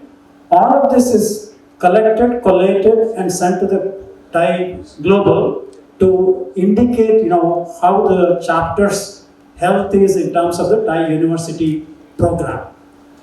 So, for all the mentees, thank you very much for entering the data. Those mentees who didn't enter, I think today is the last date for you to enter the data to make sure that you have collected, all the data is entered properly. Because we need to send out our chapter nominations with all that data to the global, and today is the last day. That's why we had to have the TiE University Pitchfest today to end that and get the data back to them. Okay? So, for mentors, thank you very much for doing all the hard work. It is a lot of work which you have spent. So, 55 42-minute sessions, that means you can figure out how many number of hours which you have spent, the mentors. So that is a good amount of work. And there is a correlation which we will, which I will be required to do for part of this study to make sure that how is the mentoring helping the team to win. Okay, what is the judging criteria and what is the judge result? And that's what I have indicated to Shivashankar that, please give me the judging results, and that we will correlate with respect to the mentoring to see whether there is any correlation with respect to that. I wish we had taken those from the pre-semi-finals and all those stuff. We will correlate with respect to that also. Thank you very much, and mentoring is very important. Thank you very much for doing that great job. Thank you. Participants will agree to the first pitch deck wherein they had applied to the pitch deck wherein they presented. The mentorship is one particular platform that has resulted in that drastic change. Now I request all the jury members and Sudanwa sir to hand over the certificate of appreciation to the mentors who have mentored. Mr. Abhiram Shripati for mentoring team EcoMile, Achutha sir himself mentoring Effinity. A huge round of applause. Dr. Arjun Sachidanand for team Energy Transfers, Karthikeyan for ApnaEV, Dr. Mahesh and MYPANDAL, 2 teams. Mr. Mukund Prasad for Roots Cards, Rajendra sir for BlisCare in his absence, Shabrishan sir again for Glamour Garden, Satish Ramana sir for Team Jabs, Dr. Ram Shastri Amrish sir for Invest in, Sri Lakshmi Desiraj for Eco-Widens and MedSnap, Pramod BN for Those Twin,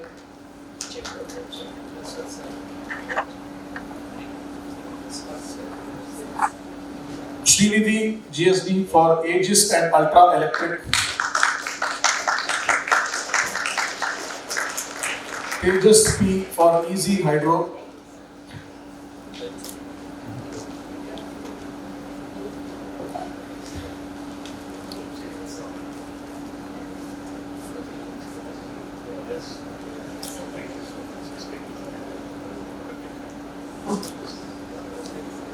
Tejas P for Easy Hydro, Mr. Vijayanand Gurudev for Ayurveds and Easy UR.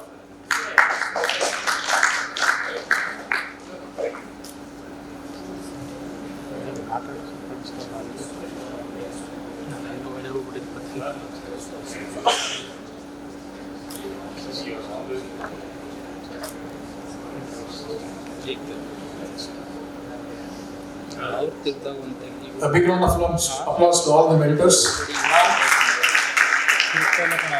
Time to distribute certificate for being finalist in TiE University Pitchfest 2023 from Mysuru Chapter.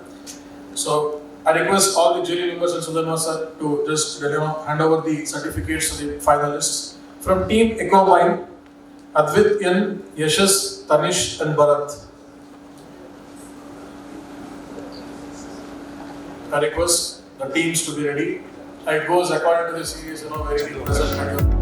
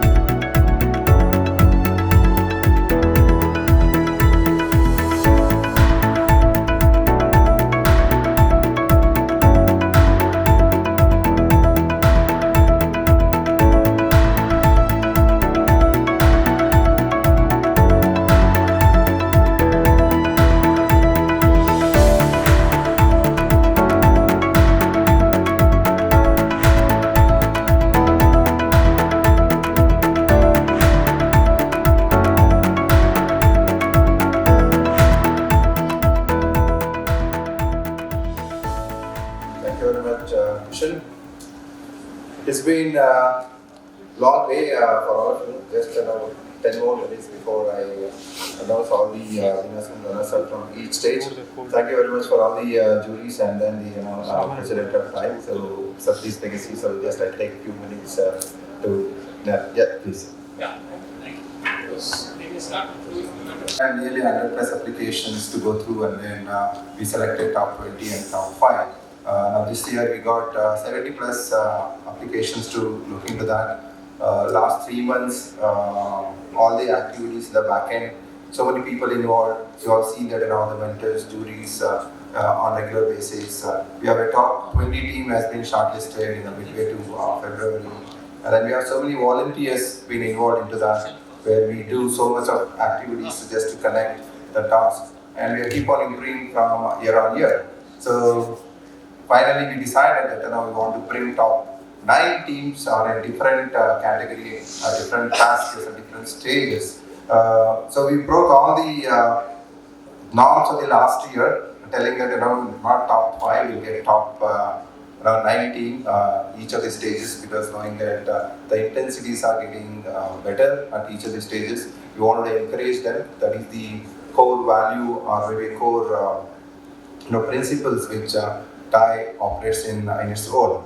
Nevertheless, all the the crew back in the scene, like Kishan, Mahesh, Katale, Adarsh and team, and all the student volunteers. So one big round of applause to all of them. Nevertheless, President always, Srinivas sir, is always available. So we went back to with so many different expectations. So we wanted to do this like this and kind of thing. So we wanted to change. That's the reason we have seen 9 people coming and presenting it today. And even today also, like in the last minute when you're looking at our presentation, you said that we are not going to announce top winners from each of the stage, but we also announce the runners as well. So we'll have 6 teams to look at it. I'll just start announce that. And every time, every stage, TiE board and the president alters in terms of whatever, right from when the university program starts every year. And this year is even more challenging because there is a transition of the global team, so there is a lot more challenging. But we have seen it from last 2 years when Mahesh Rao was leading before me. It is quite interesting. I love the process, the entire process of this. Every idea is coming in, talking about it, and then their excitement to do something in this space. And TiE is a better platform in what we can look at it. How can we encourage that? It means that, as a statement goes, the fostering and entrepreneurship is the bedrock of the TiE. The ecosystem which we're trying to build, the encouragement we are trying to give to at this level is even more happening, and developing the impact which they are going to make in a society in certain spaces, even more heartening to look at it. Ultimately, we know that these activities, what we do on today, the wealth needs to be generated and employment needs to be generated at the end of the day. So they are the seeds we are sowing today to grow big with the support and nurturing in coming days as well. So the big round of applause to all the top 9 teams participating today. Nevertheless, we also have a global team, and a few of them supported in the back with support of the Mysuru Garden grant, and then Garima and then Subu. So there are setting up a few latest platforms for us to look at it, where we can retain a data and look at it in coming days, where we can improve as well. So one of the areas which Mahesh already mentioned, mentorship was very, very important for us, the entire processes. So we have seen the improvements in the last year, just the benefit of all the top 9 team, or maybe top 20 team was this year. When we looked at the data of the 2022, all the top 22 out of 11 team has literally raised the fund after the event to the tune of up to 4 crores rupees at the different platforms. So that's the impact this event has made the last 1 year itself. And today also, I'm very confident top 20 team, already some of them was in the raising the fund. And I know that they may raise much more than what their last batch has done that. Okay. So now, what is the benefit we are continuing to give in addition to the cash prize itself? So, not top 3 teams, top 6 teams this evening, right? So I'll be announcing that shortly.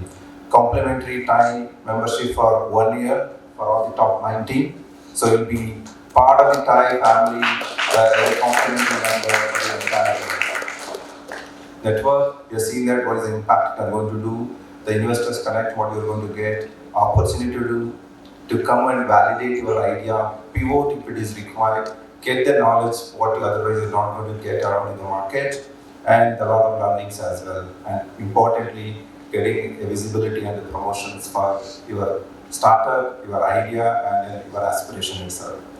The next one, the natural journey, where we can go from here is the global pitch competition. TiE Mysuru will nominate top team from this event to compete globally and take opportunity from local to the global possibilities. So that is also one of the opportunity, and also to win a cash prize of up to $50,000 if they go through that. So the intensity is more as you move up the ladder. So that's the opportunity they are looking into that. And the global mentorship under the master classes for the next 2 months. April and May, so they go through that global mentorship. In addition to that, there is one more thing which TiE is going to deliver is TiE Nurture program.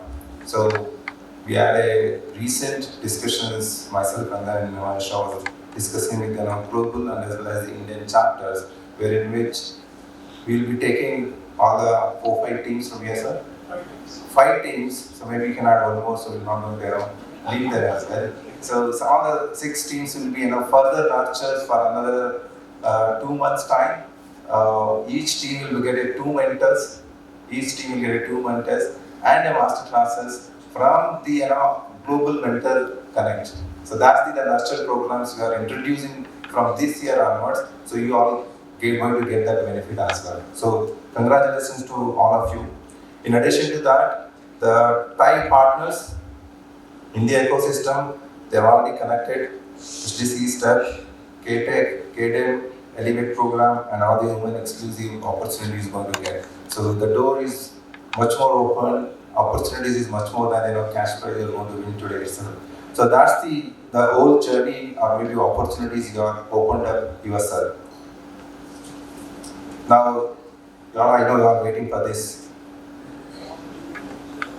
You'll also go through that opportunity to present Mark to the global team. So maybe before go through the entire processes for the next 2 months. So effectively, April and May, end of the May, the global competitions will complete, and you will see that how that will be going to benefit each one of you as well. So that's the entire process, and nevertheless, it's the time to announce the top 6 teams. As I said, this year we have done so much of changes to adapt and accommodate, and we are also innovating like how we can improve this program year on year. How can we get the best mentors, best mentorship program activities going on to that. Even today also we're doing the same thing. From the back, from the idea stage, the first runner-up, ApnaEV.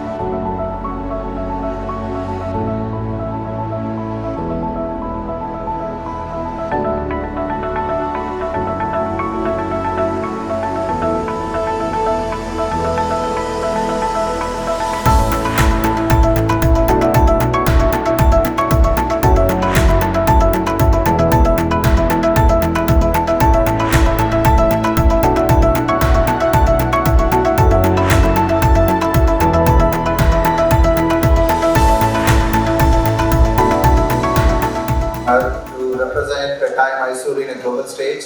Congratulations to Effinity team and also an opportunity you guys to looking at participating in global mentorship, which is going to kickstart from tomorrow itself. So there is a much more work for all 6 teams. Some of them will go to the nurture program. That's exactly I'm telling. This is not an end, but this is the beginning of your aspirational journey in entrepreneurship. So make the best use of that. You know that every time when we say the commitment, we understand it and why it is required. You've seen the results from the last 2 months, how you yourself 2 months back reflected and where you are today. So congratulations to one and all. an important aspect we need to tell about TiE Mysuru chapter itself. In Karnataka, we have so many TiE chapters. 3, Bangalore, and then Hubli chapter. They are the very 15, 16, 17, 20 years old chapters, and TiE Mysuru is just a 4 years old new chapter. We are the only one actually competing and participating in TiE Global University, giving opportunity for not only for Mysore based startups or the entrepreneurs for the entire Karnataka. And if I say that top 3 teams on the stage are all from the Bangalore and one from the Bangalore, and on the MVP stage we have team from Vijayapura coming all the way from North Karnataka, and the rest is all from the Mysore. So it's a great opportunity, and we are creating in TiE Mysuru under the leadership of President Sudhanva sir and the entire board, and also the chapter members. So thank you very much, and have a good evening. To be able to be funded, or in other terms, we will make sure that they are educated, they are mentored, and they are ready for funding. So that is the level to which it will be taken in the case of Nurture program. So it will be a segue into TiE India Angels. On the topper is everybody on top 9 team, if you could be on stage. I'm taking out of turn. We all have to just stand up for a couple of seconds, please. All of you, please stand up.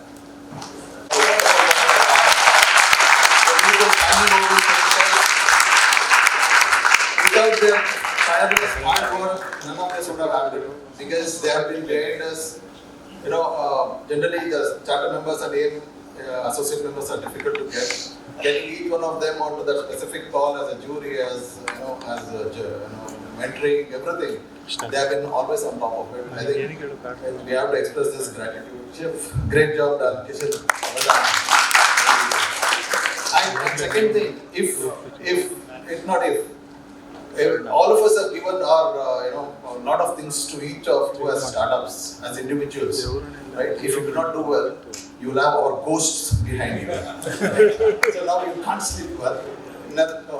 Jokes apart, all the best for all of you, right? We are all there. So use that, and really, maybe in 1 year we would like to see you grow. All the best.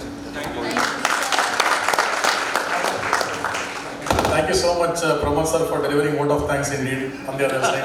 And I request all the 9 participants onto the dais, mentors, charter members, and whoever is involved in TiE University